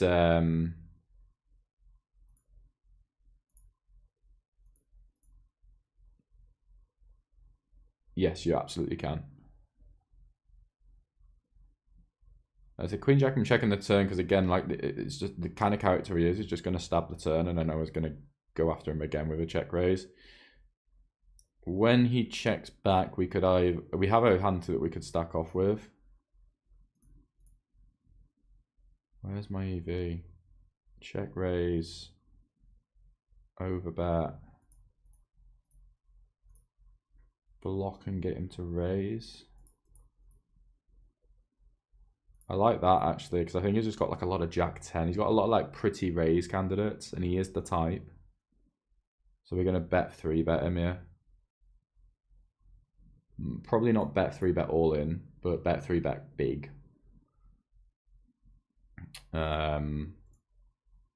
Just because I think a lot of his range is kind of showdowny. So I think block like, you know, simultaneously gets value from like 10s, but also might make him raise 10s. Whereas I think if we overbet, we're not maximizing. I don't think. And I think check, he just checked back. So Jimmy says was literally, I don't know if I read that out before, was literally about to say that we, I've totally forgot, that we chop sometimes in the A7 hand. Yeah, I mean, was going to be a possibility. There's also probably a possibility that he'd show us pocket 5s and win, which would be pretty sick, but yeah. Jack 9 will play call this time.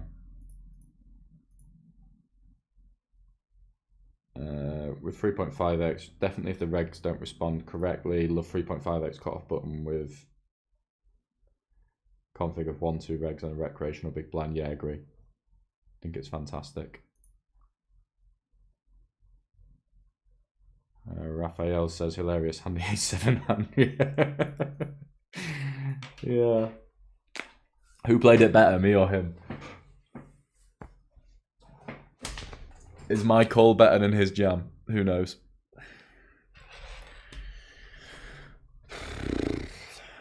I think Jack 9's got a lot of EV check calling. I don't love it as a check raise because I think he's just got king queen in this line really often. So I think we would want to have a queen or a king or something to bluff raise. Lots of EV calling as well. I think he can start bluffing hands like 5s and stuff. At least feasibly.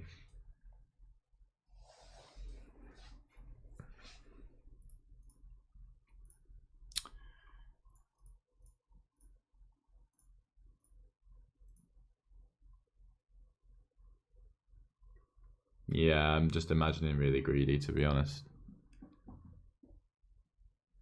Saying he has king queen.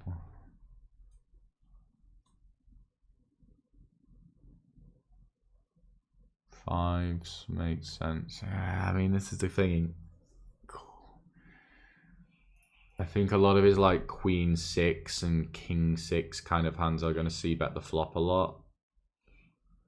So then we're kind of relying on him like getting here with 3s and 4s and then starting to delay c-bet the turn, which is valid. It's something I would do. Whether it's something he would do is another matter.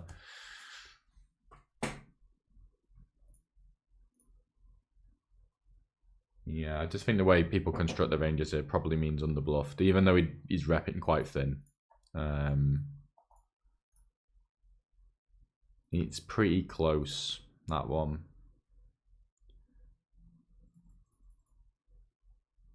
I could maybe be convinced, but only maybe.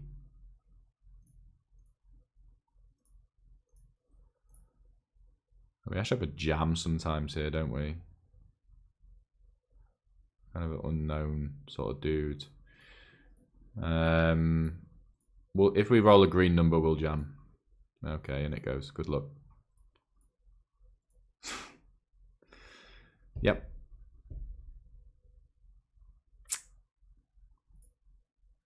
I forgot to run it twice on as well.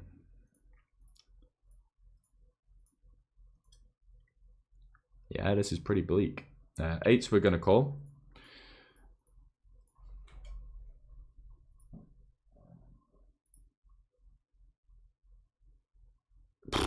Yeah, not much to be done. Eights, we are going to call a flop. Don't think we want to raise this particular combo. It's just got a lot of EV calling.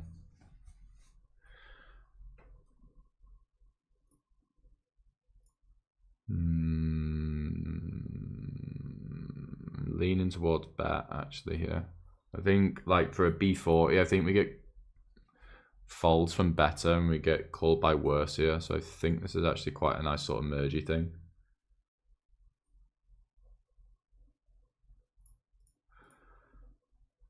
Love the block with Queen Jack.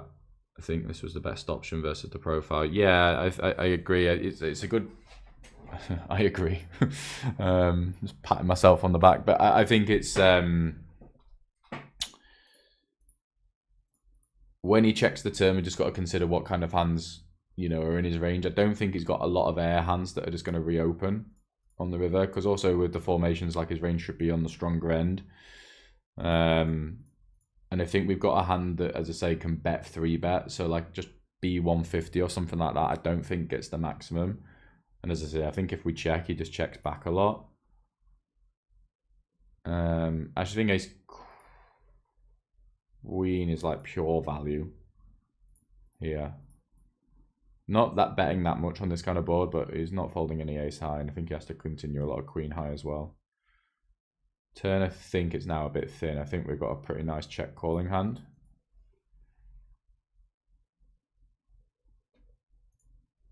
Gerak is a fiend for tiny bluffs, hard to get him to put a lot of money in. Yeah, fair enough.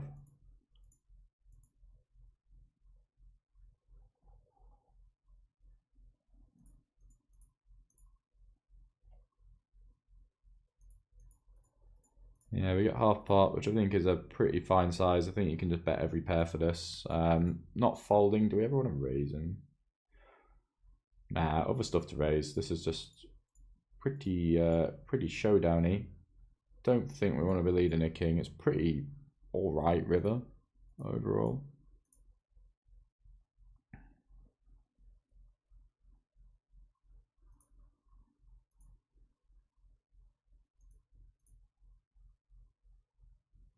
Yeah.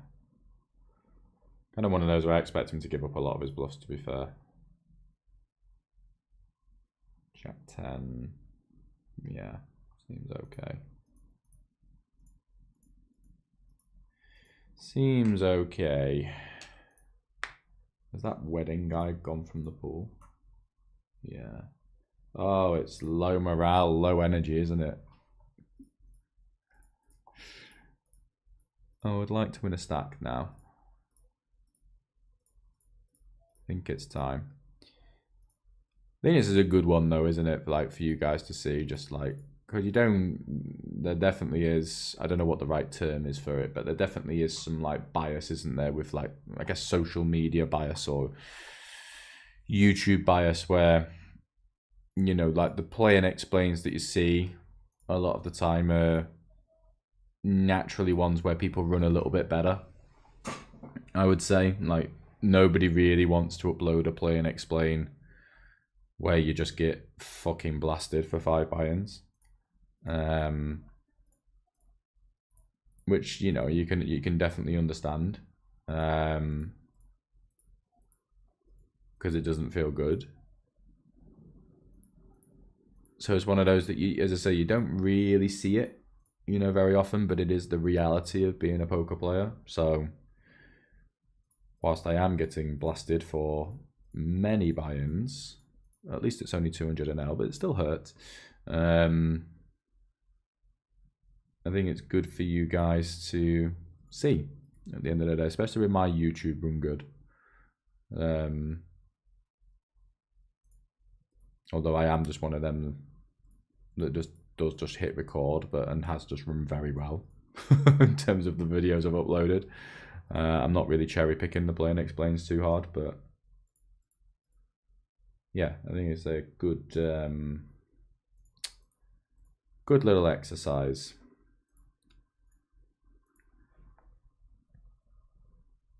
And there's still time.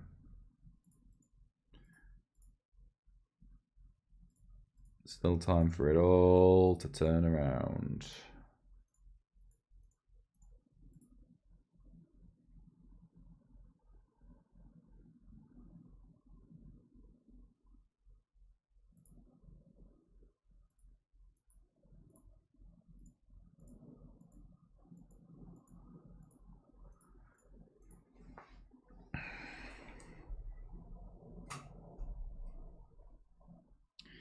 So ace 5, unless Mr. Amarillo gets in the pot, we're going to play 3-bet or call.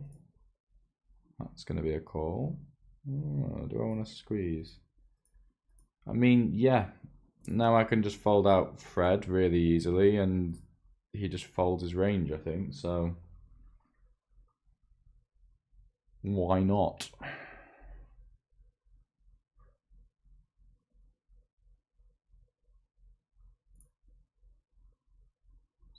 The toughest job done, at least. 9s for pure call. The hell do you have that plays like this? It's not a great board, not gonna lie. 9s, yeah, pure call. Definitely want to check range. I actually think my hand is really nice as a check. I don't want to get check raised. Can defend on obviously a lot of turns. I think 9s is just a fold here, no heart, annoyingly.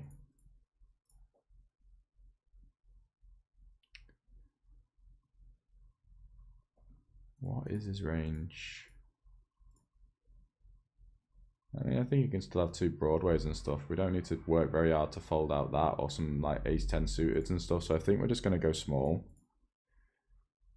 Also gives us a little bit of leeway in terms of like getting check raised and being able to obviously call. I think, well, obviously we can call anyway. Oh, Jesus. Well, I'll take it. My issue is I never get raised. I just literally never get raised here.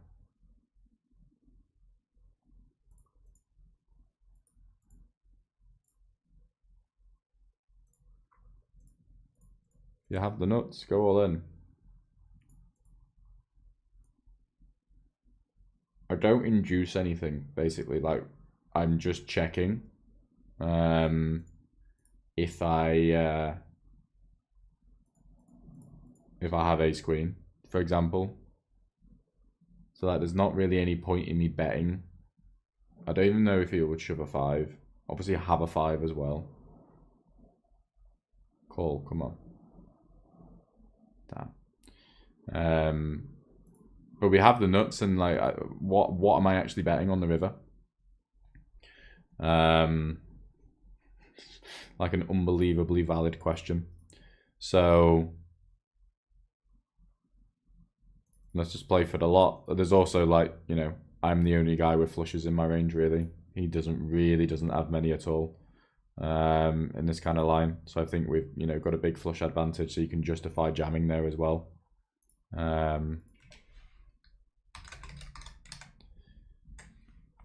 We're calling the 9-8. And I think call the Jack 10 is fine. So yeah, so hello, Mr. Senor Amarillo from Andorra, yeah, one of the Spanish guys. Assume you're watching. Jack 10 can go either way. A-side board not that incentivized to start stabbing, so I think we'll just go either way. We'll do a bit of both here. 9-8 we're just showing down and hoping for the best here. Too high up to bluff.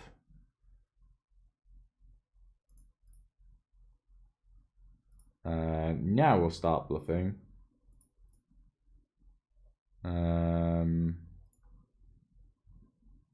Yeah.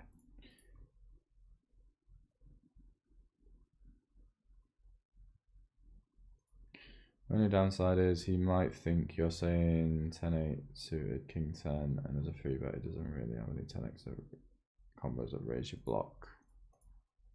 Yeah, fair.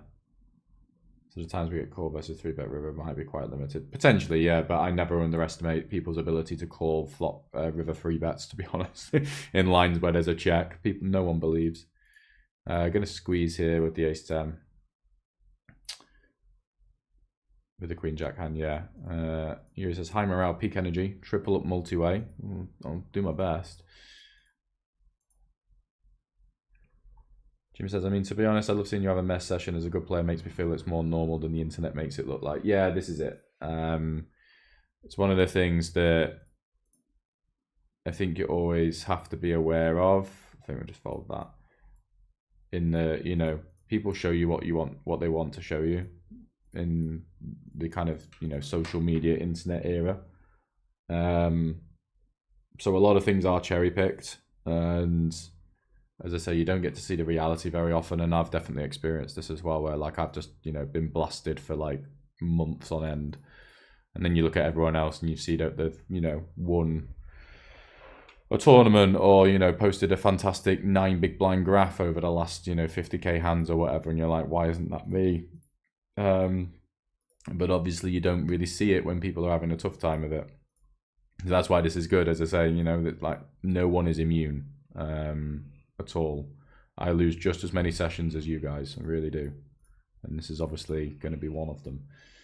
And also, you know, it hurts still. Like, as I say, 200 NL, not my main game. Like, is it a disaster? No, of course not. Am I going to lose sleep? No. But even still, the emotions you get are still very real. Like, I'm still a human being, and it still sucks to get stacked 4 times or whatever it is. And to kind of, you know, run poorly, you know, to be playing pretty okay, I think. But to run poorly, it's, as I say, it's really normal, really human. So, you know, you can take it as, I'm going to squeeze this as well. Yeah, let's make a loose defend. What was I saying? Yeah, so it's probably, as I say, good for you guys to see, to be honest. This is snap call. I'm just going to literally bet 3.5 big blinds, because it's just not much that connects with this. It's just fucking 8s a lot, this.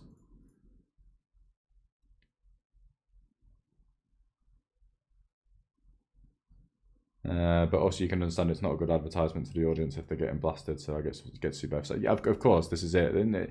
This is half of it. Like Mr., you know, Daniel or whatever his name was previously. I might block again here. Or do I just polarize at this point? Yeah, no, we just go. We just polarize. You know, the guy who was in here earlier on, you know, giving the people in the chat a lot of shit and giving me a little bit of shit. You know, that affects people. Like, you do get negative comments. You know, as I say, I'm very fortunate that it's been few and far between for me throughout, you know, the stuff that I posted on YouTube and Instagram and so on, but obviously no one's immune. You're going to get some negativity from time to time. And there's definitely, from like my side of things, a little bit of pressure to post good results and to be in a place where, you know, you're able to justify the rates that I charge for coaching, and, you know, as I say, justify coaching other people to make them better, you know. Like, if my results are bad, then it's very easy for someone to jump into the chat. That's a good flop. Maybe it's turning. So for someone to jump into the chat and say, you know, oh, how can this guy coach someone? His results have been shit all year, you know? So there's definitely a little bit of a pressure on that side as well. And I think that affects a lot of people who do create content, you know, because it's kind of like, you want to be perceived as a good player. You want to be perceived as a guy who is crushing. So there is definitely an incentive there, you know, from like our side of things, to post positive results as much as you possibly can. Me, myself, I'm, as I say, I'm confident enough in what I know and what I don't know to not worry too hard about the results I post. Like, as I say, I think I've said, you know, in the previous stream, and I'll say again, like my year so far in terms of profit, oh my god, is not the best, you know. Oh, this is so sick if he jams. Okay.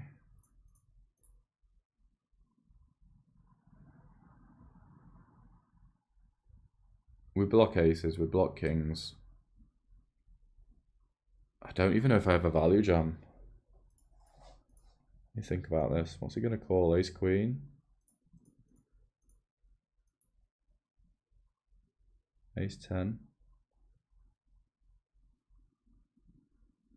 Do I get him to fold ace king? Does he play aces and kings this way? I don't think I have a value jam here. I really don't actually. And now I've used a million time bank. Because I think he can play aces and kings this way. He might even play a flush this way. And I think he overfolds as well because everything's just completed. It's the one hand I might have got value from, but I think he folds anyway.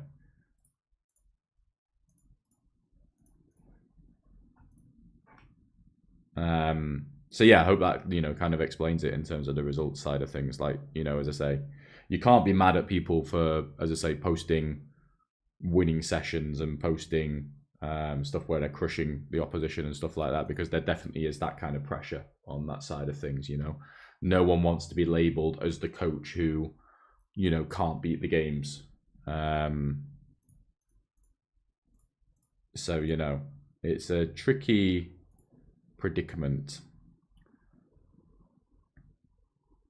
Yuri says it's a really important to see how a bad session looks like as well. Yeah, absolutely. As I say, for your guys' benefit, you know, like, as I say, no one is immune. How big am I going here? 25.5 seems good. No one's immune. I think just call. We just got too much EV calling here than jamming. Jam something like King 10 or something of hearts. So yeah, let's try and get there, shall we? I mean,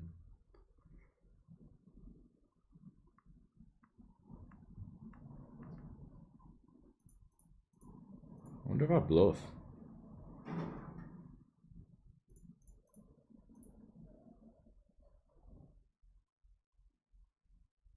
The thing is, I have so much EV checking, and I have natural bluffs in terms of missed hearts.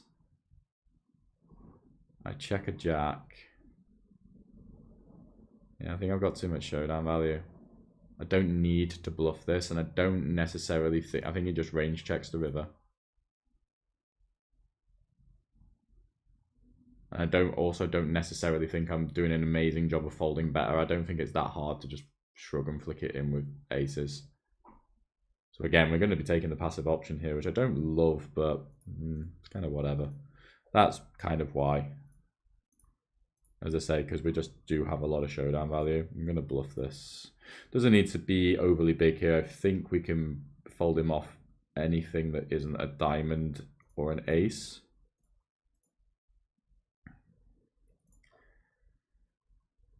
I'm going to run this stream for a little bit longer, by the way. Provided the missus allows me, because the bedroom is opposite me. But I don't think she goes to sleep at 10. No, she won't. So we'll be fine. I think I'm going to go till 10. I'm enjoying it, and now I might be stuck her in. Who knows?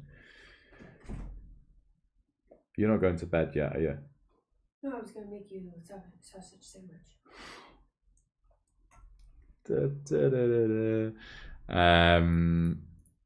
I'm going to run this on for an extra at least half an hour. Wait, do you want me to make it now? No, I'll do it in a bit. Well, alright, do it now. Do it now. Okay. Do you want to come say hi? I don't. No. No, I don't. Okay. Yeah. Alright, well, thank you.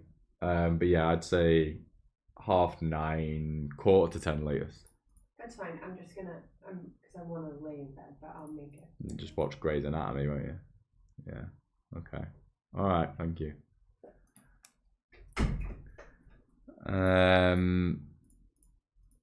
See, told you she's shy. What else did we say in the chat? Yuri says, because the time it takes to downswing, upswing are entirely random. Sometimes you can have 3 hours where you win and lose stacks. Sometimes nothing happens during the whole session. Yeah. Sometimes you can have 3 months where you just lose stacks, mate. That is unfortunately the game. Which did happen to me, as I say, at the start of the year. So for those of you, as I say, that kind of like this sort of topic and stuff like that, you can... I did some posts about downswings and stuff on my Instagram. So at PKRLMO, follow me on there if you don't. Excuse me if you don't already. Yeah, I talked a lot about downswings this year because obviously, well, if you're not aware, I kind of spent the first half of the year just losing money continuously. Got myself out of it, which felt really good. I'm just going to fold a7. Gia obviously came out the other side, which you always do, but was very, very testing. Probably like the most testing period I've had in my short poker career. I think for us that are trying to become profitable, it's cool to see the extent of things not going your way. Yeah, absolutely. As I say, it's the long run. It's never linear. Variance is bigger than we can kind of comprehend. Kind of like when when you think about the universe. What was the thing that I read the other week? What was it like? For every 1 grain of sand, there is potentially 1 billion planets. So for every grain of sand on the Earth, there's 1 billion planets in the observable universe, I think is what. Something like that. But you kind of, you listen to that and you're like, you have a bit of an existential crisis. And you can't quite comprehend numbers that big. And it's the same with variance. Like, you can't quite comprehend just how much variance is involved in this game. Like, yes, we want to have a skill edge, but like our skill edge is still takes a long time for it to kind of level out, and kick in. Yasin says, great content either way, thank you. Carol says, great content, please do not forget tracker stats at the end, my friend. I will not, specifically for you. You can get to see how much I've lost today. Ace King is nice as a jam, yes. Oh, excuse me. It's nice as a jam because you can get him off a chop. Yeah, I did consider that. Might be a little bit of a nitty check. But I was also a little bit concerned that he would play aces and kings that way, with the draws completing and the blocker properties and so on. I'm going to call this time. And maybe even some ace-x of diamonds that might play that way as well. Was a little bit concerned on that, but also, yeah, we can get him off a chop as well, which would be very valid. I think King 10's got a lot of EV checking here. It can check call pretty comfortably. We're going to squeeze the 10s. Don't need to go big because this guy's short. Jimmy says, for sure, I feel pressure with coaching stuff and the result size. I'm just not in the public eye as much as you are. Yeah, fair. I was always a little bit sort of reluctant myself. Okay, hold on. King 10, do I want to check raise? I think I'll check raise other stuff. As I say, I think I've got enough showdown value here. 10s would just fold, I think, to the jam. What do you snap check there? Queen 10. Alright. A lot of like snap giving up on bluffs. Not that I think it's an amazing bluff, because I don't, but do people not consider it? Or maybe it's because I time banked and he's already planned it out. I don't know. But so yeah, I would say I was a little bit reluctant to kind of start the Instagram and the YouTube, definitely, because I'm, human like everyone else. You do worry that, will people actually enjoy it? Will it actually be beneficial? All of these things. Will I just get a lot of shit? All of these normal things that you worry about. Kings is a pure jam. My worry is that he 4-bet very quickly, We've remembered to turn run it twice on this time though, so that's a bonus. I always wonder what people tank here.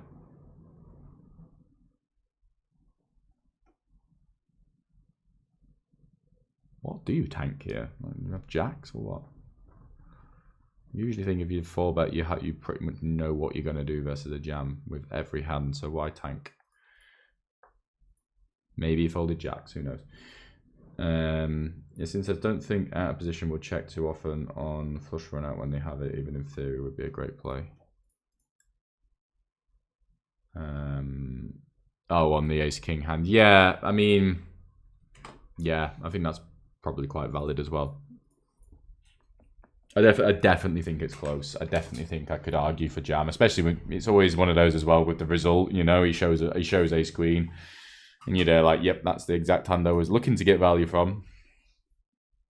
But if I was in his shoes, I think ace queen would be a pretty fucking suicidal call, in all honesty. But it doesn't usually stop people. People do love to call.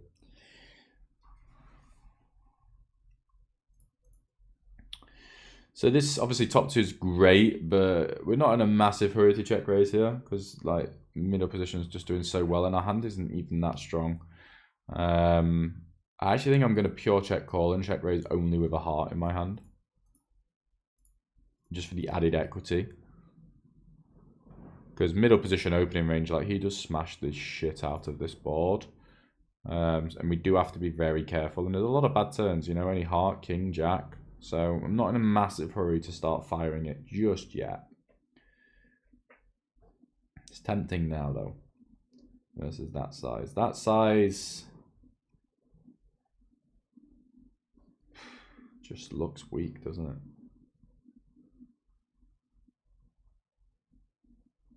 Just weighing up whether I want to check raise or call and lead. We'll go check raise. On the low roll.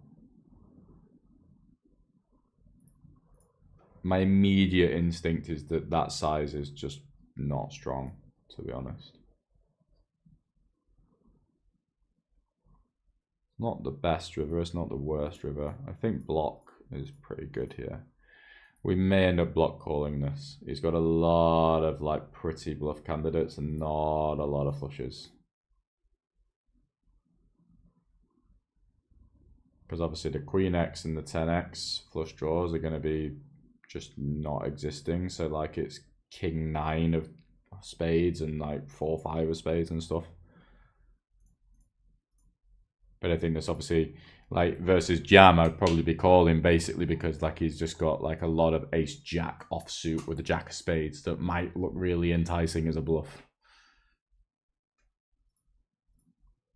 200 bigs deep, I think, just pure check top pair here. Agreed, aces and kings also check. Yeah, potentially, yeah. Very close, very close.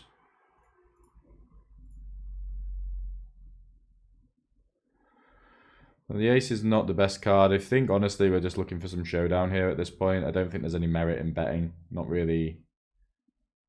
I mean, there's just no merit in betting here.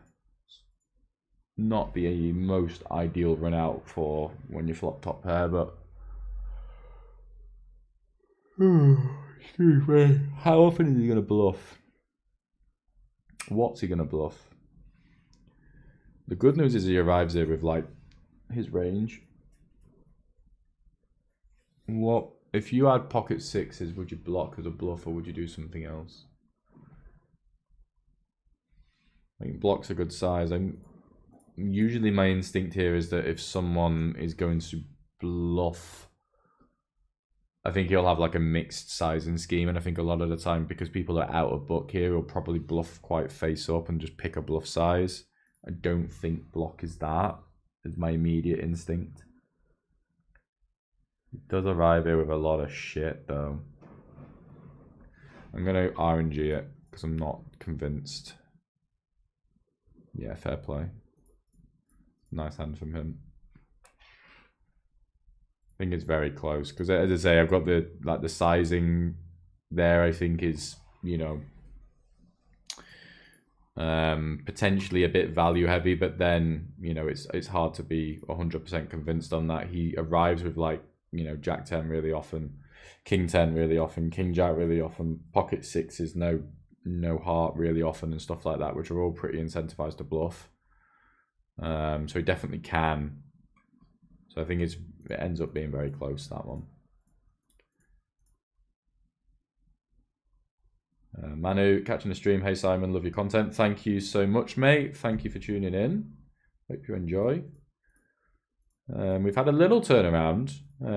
Obviously got blasted for like the first hour and a half, but some things have happened where we've won a few hands and we've got a couple of 200 big blind stacks now. Win a couple of stacks. And then it might not be that bad. It's definitely a simplification to range bet this. I don't have a lot of EV checking ace 5 though, so I think I'm just going to bet it. Interesting turn. Snap call. What do you snap call here? An 8 really, isn't it?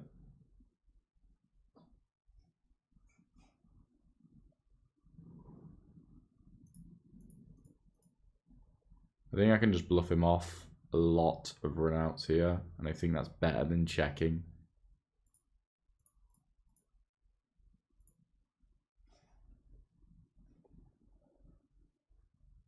Sixes, snap calls, yeah. Yeah, I think just shrug and fold at that point. I think this guy definitely has massive time and tells based on how quickly he's seemingly doing everything.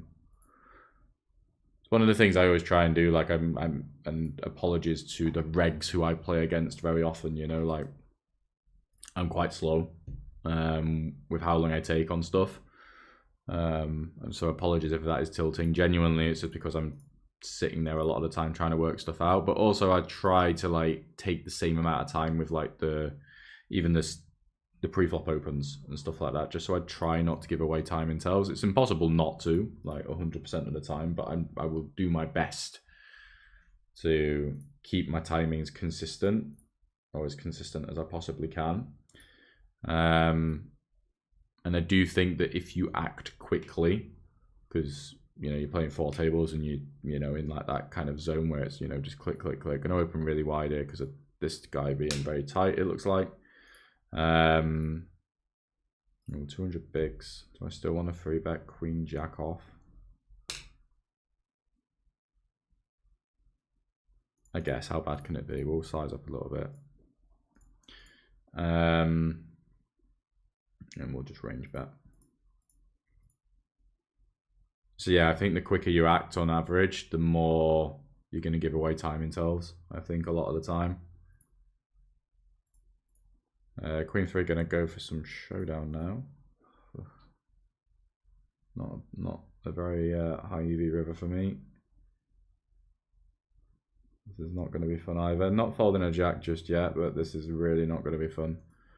Going to fold like every turn unimproved, I think. And I think it's just got so much ace high here, I just think we'll fold there. Yeah, that's going to be one of the turns we fold. So Mr. Max is just quite a tight player, from my experience. A Brazilian who's not your stereotypical Brazilian. Interesting he's in the time bank here, but I think just facing aggression on that kind of turn where his bluff's complete as well is just a bit of a disaster. So we'll lose no sleep just folding that one, I think. Fair play to him if he had the, I don't know, King 10.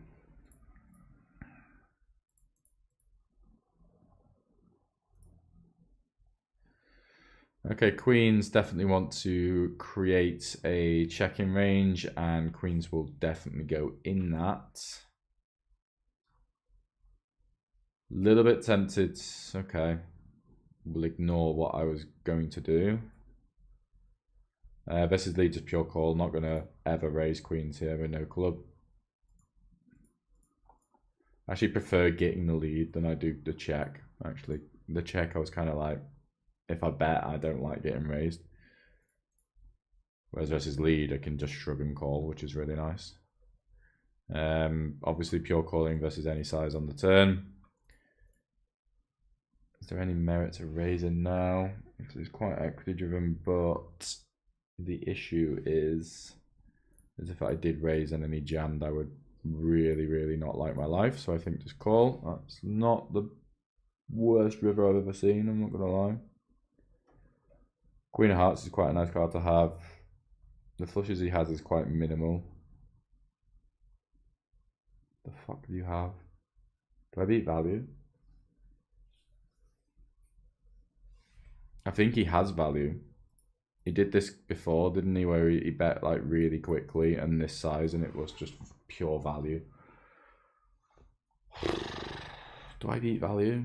Do I have a bluff catcher here? This feels really gross calling, I'm not gonna lie, but I am going to call, I think. Because I think I might beat like King Jack.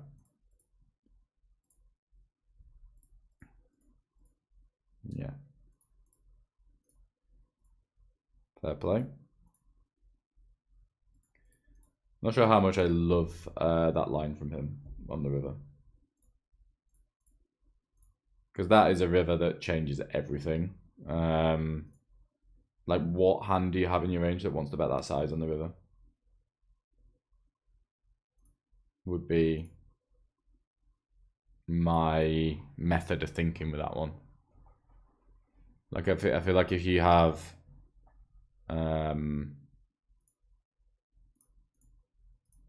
river to flush, I think it's worth more money. I think I can call here. Saturn, or however you say his name, is a fantastic player. But with the recreational in there, I think we'll call. You know when someone said, who's the best reg in the pool? Like, this guy is probably the best reg in the pool. I know he's played high stakes before, but whenever I have played him, he's a nightmare to play against, in my experience. So, yeah. If you want a reg ranking chart, and he only dips in here and there, but I always find him incredibly tough to play against. Which is probably an argument for not having 7-4 there, but I think the recreational allows us to make up for it. Just. Maybe. King Queen will free bet. But yeah, on this one, I think a flush wants to bet bigger. I mean, if you've got a boat, if you bet that size, you never get raised enough. So you probably want to do something else with a boat. Yeah, don't love it. I think B40 is fine when we're 200 deep here. Don't want to start really offensively piling the money in too hard with queens. In that kind of region, which is what I would be doing if it was shallower. A really weird turn. I think we want to play block only on this sort of turn. It is really equity shifting.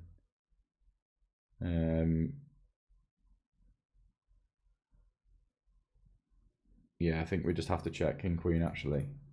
Even block feels thin. Really does actually. 10x of spades very much in there as well. Check is good. 7 is whatever. I think you can definitely have 7s, but should be a pretty clear bet though, I think. I don't think checking has a lot of EV.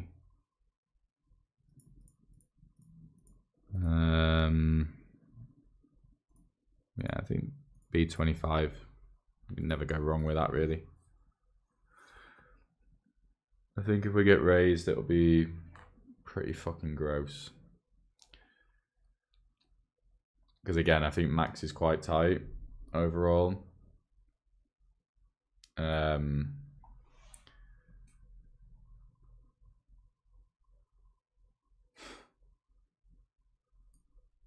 Yeah. I mean, yeah. I think it's just a fold.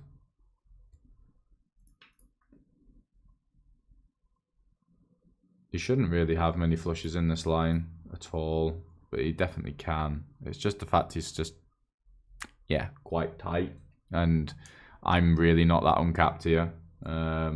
Maybe he perceives me to be, but I think we just shrug and fold there and move on. Maybe he's watching the stream and he's heard me call him tight 5 minutes ago and he's like, fuck you, Simon, I'm not tight. I'll show you. Streamer dynamics. I think 6-5 is a fold, 2.5 just always. Or something close to always, could be wrong.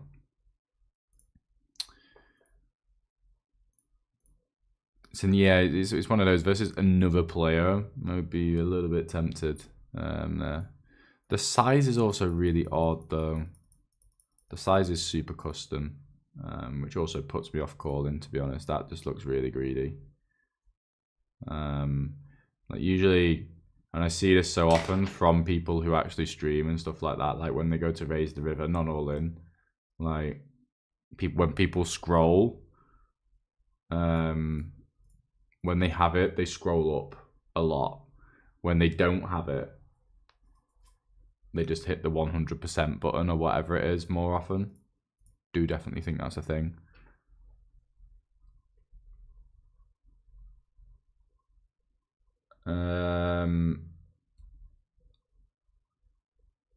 Queen seems can raise on the turn at some frequency. Yeah, I mean, you probably could make the argument, but I think calling makes more money from a human perspective, just because if I raised turn and got 3-bet jammed on by an aggressive player, I would be so far in the blender that I really wouldn't know what to do.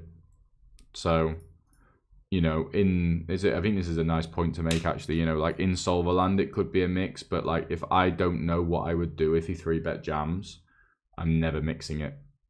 I'm just going to play it in the line where I know how to play it a little bit better. You know, just avoiding that kind of potential spot, especially versus an aggressive player who, you know, if I did, wherever the hand was, if I did, you know, raise the turn, I have no doubt he's jamming that in. And then I'm like, bleh.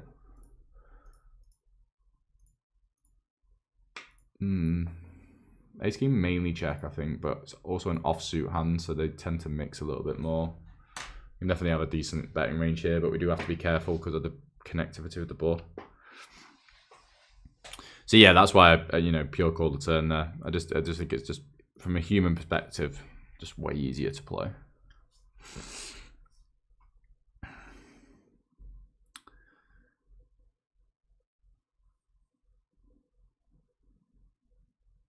I think we can bet sometimes here with ace king, like for a spade river, and maybe fold him off fours and stuff.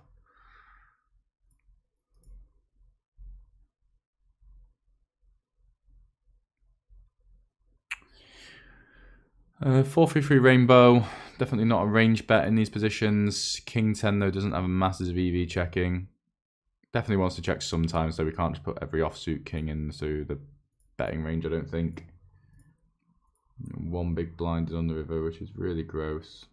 We unblock bluff, so whether he bluffs this is another matter though, isn't it? Again, this is just super custom. It's just like I have Jack 9 and nothing else, so I think we'll fold. Despite getting the world's best price there. Yeah, weird spot with King 10 here because we don't actually fold any better hand on the turn. So I think like just start delay c-betting in terms of a bluff, just some like 10-9 or something that didn't c-bet the flop. And showdown king high and lose to ace high. Don't think I'm going to try and bluff him off ace high on the 4 straight run out. Or king high. But kind of handcuffed there a little bit in terms of the run out and stuff.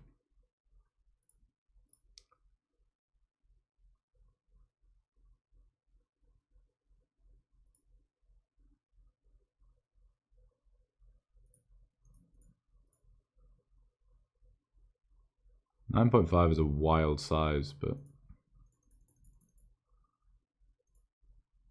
cold 4-bet we will. From memory though, Belgian Beard does do weird things with his pre-flop sizings and sizings in general. Lots of blocking and weird and wonderful stuff. Creative player. 10-5-4 rainbow. If I'm in any doubt, I'm going to range bet here, which I think is going to be fine. Just nice and small. You know, jacks, queens, kings, aces, still really nutted. 10s I have sometimes. Big advantage in that regard. 10 devalues us a little bit, doesn't it? How many bluffs of mine contain a 10? Not many. Definitely want to slow down as a default. Could still bet some of our overpairs and could still bluff some of our ace king, especially with a club. So we will find it every now and again. Trying to apply pressure here to like 2 7s. Any ace king that he has, for example, I think we apply pressure to as well. Offsuit 2 river.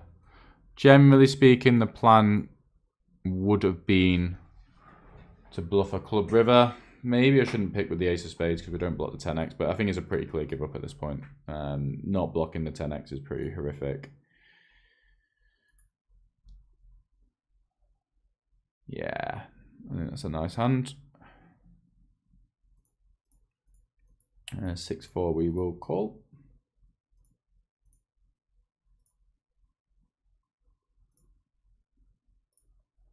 Yeah, maybe if I'm being really nitpicky, maybe like ace of diamonds, king of clubs is a better one to fire the turn with, but I mean, that's being really nitpicky. I don't tend to do that very often with blockers. Give myself the benefit of the doubt a little bit. But yeah, I don't think following through on the river is going to be great when we don't block any 10x. I think you just have to follow through 10x blockers at that point. 6-4, I think we just fold.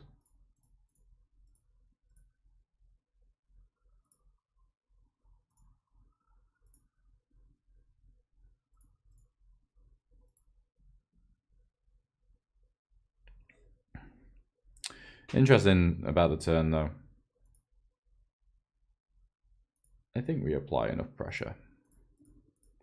And obviously we don't have, you know, when we have a cold 4 betting range like ace king does have to be a bluff candidate quite often. But we do definitely want to put some of it in the check. I'm going to check aces and kings pretty often on the 10 turn, so it's going to be fine. I think we'll just 3-bet get this in versus this dude off of 38 or 41 bigs and trending quite aggressive so far.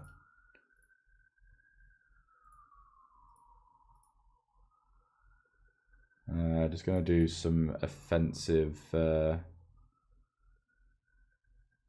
Actually, I don't think I need to go with that offensive because I think he just folds anyway.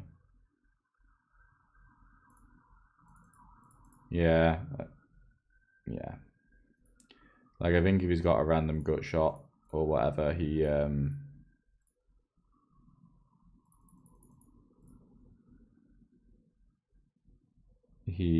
calls anyway, so I don't think we need to go that small. Just going non-all in here just to entice him with like an ace-jack still. Can we hold?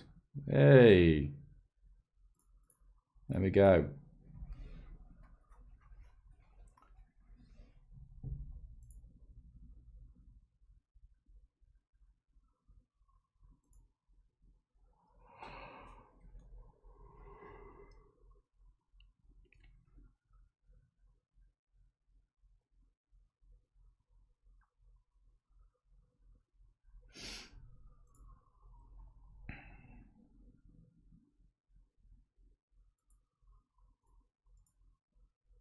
Can I open Queen 8 with regs? I'm going to say yes a small frequency of the time, but I'm not 100% convinced.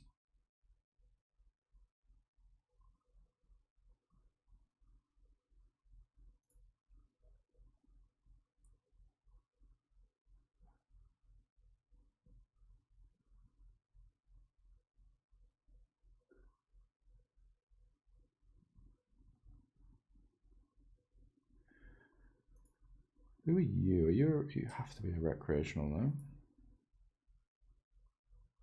I'll put my phone down and we're going to find out. It's only 22 hands, so I'm not convinced. But hey, we're going to go for it. Pro tip. When people in early positions use big sizes on these flops, it is just too strong. And the exploit when you have a good hand versus a range which is too strong is just too fast play. So in it fucking goes. Please don't have jacks. Gonna check to the recreational here.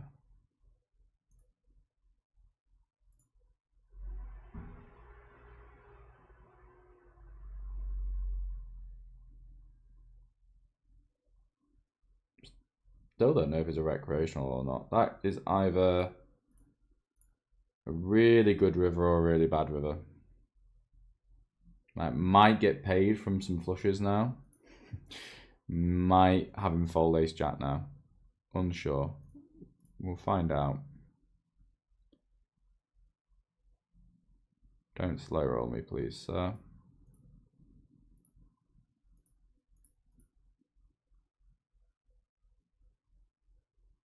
Yeah, I can just check here.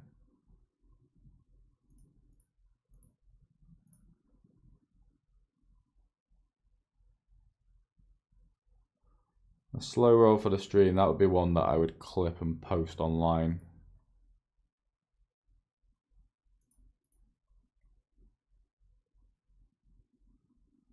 No.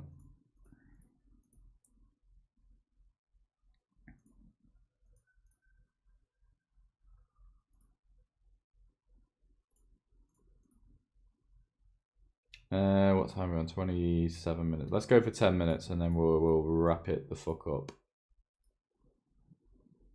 And don't worry, Carol, I will do the poker tracker stats and you can see how much we lost.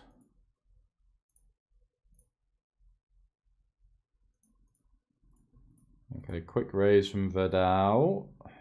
Don't think I have timing notes on him. Super deep. I mean, obviously really easy call versus that size. Don't think 3-bet is top of my list with an offsuit hand here all that often. This deep as well, I think. Yeah, not so much. Ace turn. I do have a lot of ace-x in my range. I might want to lead my hand here, actually. Yeah, I think this makes sense. Like, his raising range is just like a lot, just like, you know, 3 card straights and stuff like Jack 8. That's a good shot. Jack 7 and stuff like that we can just apply a lot of pressure to. And King 10's one of those. If we do check and then he bets, we're folding. As played, we are checking because I actually think we've got showdown value out the wazoo now. I wonder if we do interesting things here. Hey, value bet the turn. Yeah, I mean this is it. It's one of those where like he's just got a lot of hands like this that just bluff me off on the turn if I check. And I think the ace hits me pretty hard. Like I'm gonna float the flop here with like ace-x of clubs very often, ace-x of spades very often, ace-king, and so on. I am going to have ace-queen in this line really often, aces, you know, ace-9, ace-6. These are all hands in my range. I think it hits me really hard, so I think we can justify this. And then on the river, it would have been spicy if he'd have bet. Because this is the thing, I think his bluff allowance is very low, but I think it's very easy to kind of just understand that my range has a lot of bluff catches in it and just kind of give up very often. I mean, yeah, probably am going to bluff the river with Jack 10 of the spades here. I did not roll a 3-bet here. I really autopiloted that. I rolled a 97 and then did something else and then came back and just 3-bet it.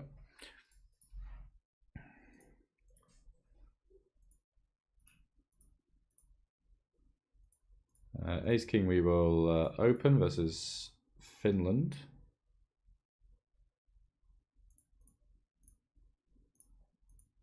Okay.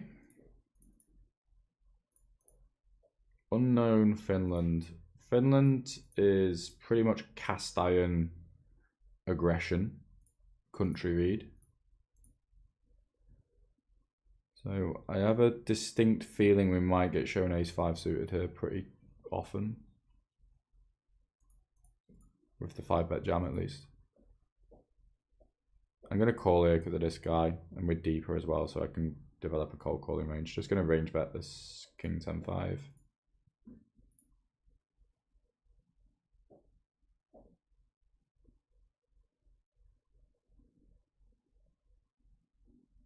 And I think 8 is just a hand that wants to check, to be honest. Maybe stab 4s or something and check 8s. It's a good turn. Alright, what's Buddy's range here? He's going to have some king, queen, king, jack. He's going to have some jacks. He's going to have some jack 10.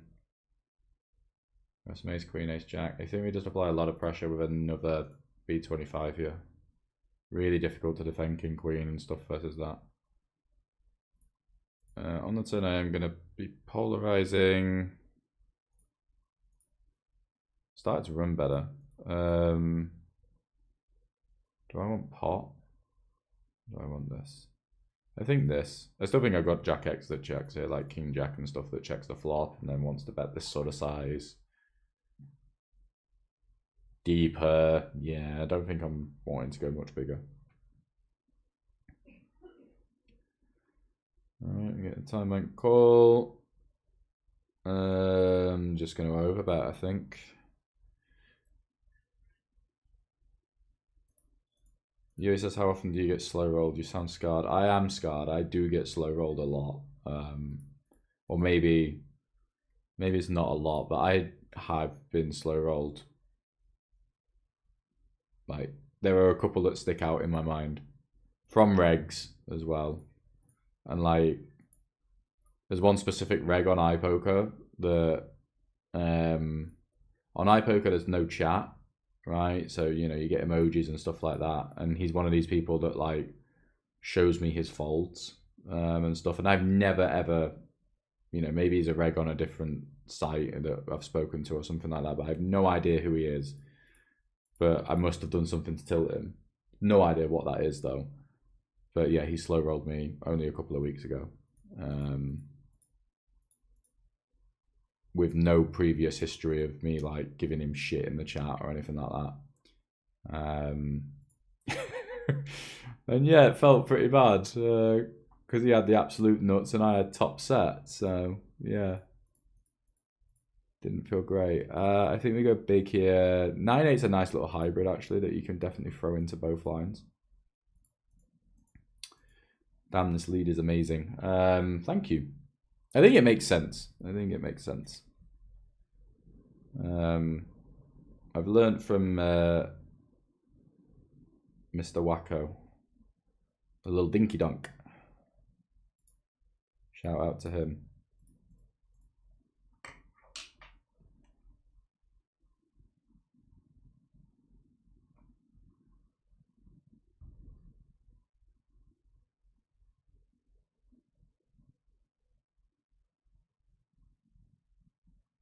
Fuck.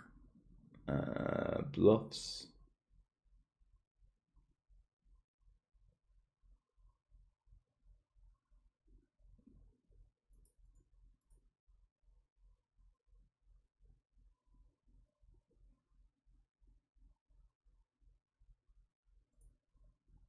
I just don't think that ends up being bluffed enough because of the range construction. I think it's really easy to obviously have a king there. I mean, the only real argument, no, he doesn't bet an 8 for this size when it's so obvious that a king is a better straight. I think it's just range construction. I think he arrives to the river with a lot of king X, and I don't think he arrives with like a lot of ace X that bets turn bluffs river that quickly. So it might be a bit of a nitty fold, but yeah.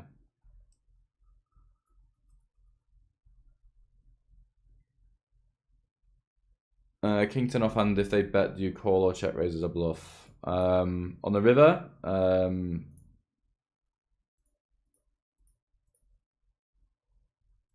I would never be raising. I might consider calling. I would definitely consider calling. It would be really close. Because on the river he does have a lot of stuff that misses, but as you saw with him checking back 10 high, he also knows that he isn't allowed to bluff very often and will give up a lot. So it would actually become very close in terms of him bluffing too much or bluffing too little. Just going to call Queen Jack. That is an above average turn.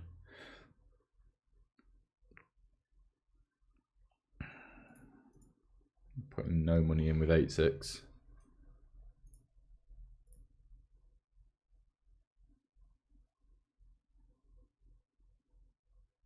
The fuck is that? This is, I mean, yeah, Belgian beer definitely does weird stuff with sizings.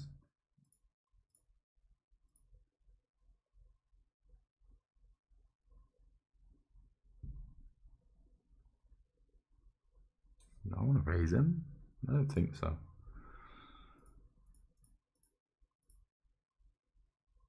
It looks relatively clean, but I mean, 34 gets there. Checks. I mean, he just never has anything. Yeah, I don't think I want to play jam. He might have like some 5-4 and stuff here that we could induce. So I think we're going to do this rather than jam.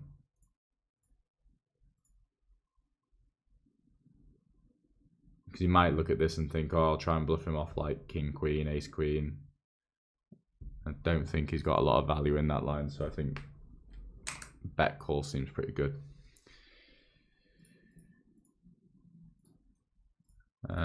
Right, I'm getting hungry as well. Right, let's set our next big blind, shall we? Let's wrap it up.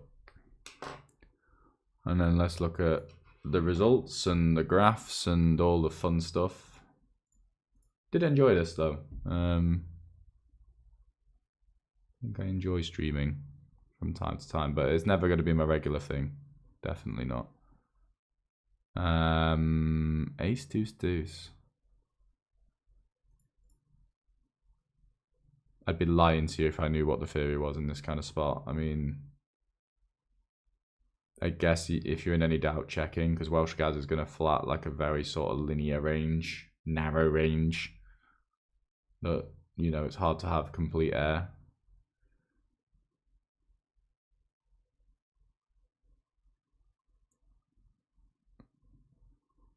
Yeah, I think I'm going to carve out a block here. I think it's very difficult to defend pairs already to block on the turn there.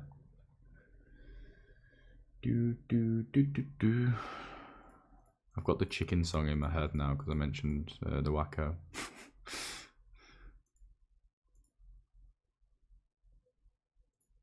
Is that it? Yeah, that's it.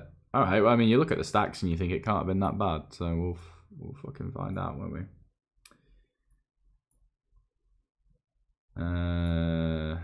Today. Oh, I mean, we were stuccoed quite a bit, didn't we? We won EV money. To be fair, like minus 280, like minus a buy-in and a bit. I genuinely thought it would have been much worse than that. We weren't even down 4 buy-ins at one point. What was the red line doing? Red line warrior. Blue line did not help us. EV line good. That was actually, and you know what? I look at that and I think, yeah, I'm pretty happy with that actually. Definitely no complaints. The old leak tracker tells me I flopped more sets. It's normal on that. I always love looking at this. I look at this more than my EV line. Maybe it's because I traditionally run above EV. I've been very fortunate in that regard. Let's have a look then. So 26, 21. Yeah, it's normal for Zoom, isn't it? 12% 3-bet. I hope you're still watching, Carol, by the way. 27% went to Showdown. think I did a lot of folding, didn't I? 52 one went off flop. Lots of c-bet flop in the 3-bet pot. Yeah, sure. What else we got? Check raise. I did a lot of check raising. Oh. Who loves it more?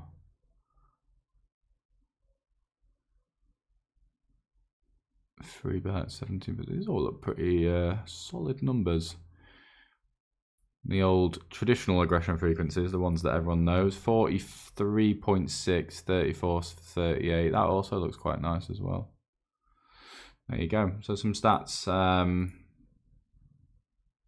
Yeah, I didn't play any. I actually didn't play a session today because I had too much other stuff on. But yeah, genuinely not a bad little session for how depressing this was at one point. We were stuccoed quite nicely. Just a lot of like little medium pots. Did I tag any hands?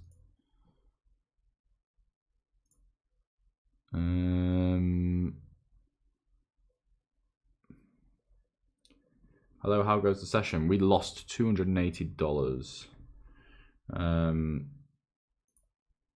Yuri says, are there any indicators that a run out is going to cause people to give up and shut down a lot? Yes. So this is in these games, yes. So like it's definitely like a higher level thing in terms of like understanding the run out and whether you're supposed to give up or follow through. So I'd say in the games that you play, Yuri, like I wouldn't worry about it too much because I don't think people are doing a very good job of kind of understanding when they need to give up and stuff. But yes, there are indicators. It's kind of like what I said. Let's pull up that King 10 hand. Where if you consider like my range, right, that calls the flop. In fact, let's sim this one and then we'll wrap it up and then I'm gonna go eat a sausage sandwich. See how well I played it. So before I bring the sim up, I'll analyze the hand because I like to do that as well, and it's a pro tip as well. Like before you sim a hand, don't just check it mindlessly and see what the solver did. See if you can break down the hand first of all yourself, and then check to see, you know, how your understanding fares against the solver is always a good tip. So the idea is that when my opponent raises and I call, right, my range is less air heavy than his on a lot of turns, especially the ace, right? Because I connect with this ace really well because he's not going to raise the flop as a bluff with a lot of ace-x, right? And he's also not going to raise the flop with for value with like ace-9 or ace-6. And he doesn't have much ace-queen. So, fucking hell. So the turn is quite a good card for my range. But also the spot in terms of bet small, raise, and then call is also going to shift the equities a lot on the turn. So with that in mind, I think you can create a lot of lead on the turn for the reasons mentioned. So we go with the lead with the idea of like, I think we can fold him off air, which is a good thing with a hand like King 10. Yes, like, so for example, if he has like Jack 7 of spades, right, which would be a pretty nice raising candidate on the flop.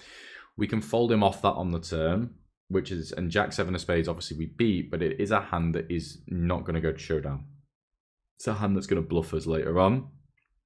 And King 10 is one of those hands as well, that if we check and face a bet, we just fold. Right, so this is a way in which we can like realize our equity a little bit more with King 10, which is nice, and you know, river a Jack, which would be fantastic. Imagine a Jack, by the way, I just win the lot, don't I? It would have been unreal. But so we're allowed to, we can realize our equity here. He's got to call hands that are worse in his range. We're going to fold out some hands and we just ensure that we see a river, which is pretty nice. And as mentioned, I think the equities shift a lot, so much so that we can create a leading range on the turn. When he calls and then the river is the 6, right, my range you think about as I say, my range on the turn here, it is just a lot of top pair. It is kind of a lot of bluff catchers ultimately, right? Because a lot of my range, if I have a hand like Jack 10, I'm going to want to bluff the river really often. Or if I have a hand like 7-8, I'm probably going to want to bluff the river. So when I check, almost always my range is made up of hands that contain a lot of showdown value or bluff catchers. And with that in mind, like, this could be a theory thing or an exploitative thing, but Verdao will know this. And like, if I was in his shoes, I would be really careful with my bluffing frequencies, because I'm bluffing into a range that is a range that contains no check fold, like no automatic check fold, which is always dangerous when you're trying to make your opponent fold. Plus, as I say, the way the hand has played out with the 6 river, like, everything is missed, and his range, that raises the flop contains a lot of these missed draws, like the hand he had, obviously. And he's also not incentivized. You think about his value, he's not incentivized to reopen the action here very wide at all, right? If he has like ace, if he did get here with, say, ace 8 of spades or something like that, I'm not even sure he has a value bet on the river. So he's only really going to be reopening the action here with, like, what, a 6, 6-5, or ace queen that he did arrive here with, ace 9 if he raised the flop with that, which is unlikely. But yeah, really thin range as well. So that's also an indicator, like, which is an easy question to ask, is, okay, what kind of range is he reopening the action with on the river? Like, how thin is he going? And the more he can value bet, the more he can bluff. The less he can value bet, the less he can bluff. So it's also a fantastic indicator. So let's see how it plays out in the sim.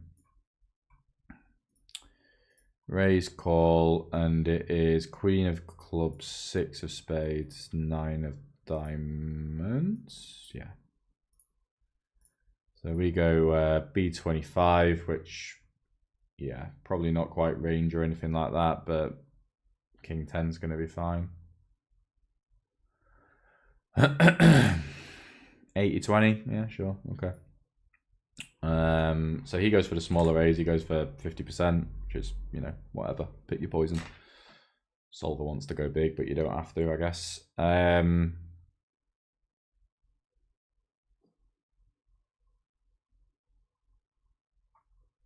Yeah, and 10-8 obviously in there. And then we call. I don't think we're folding any gut shot just yet.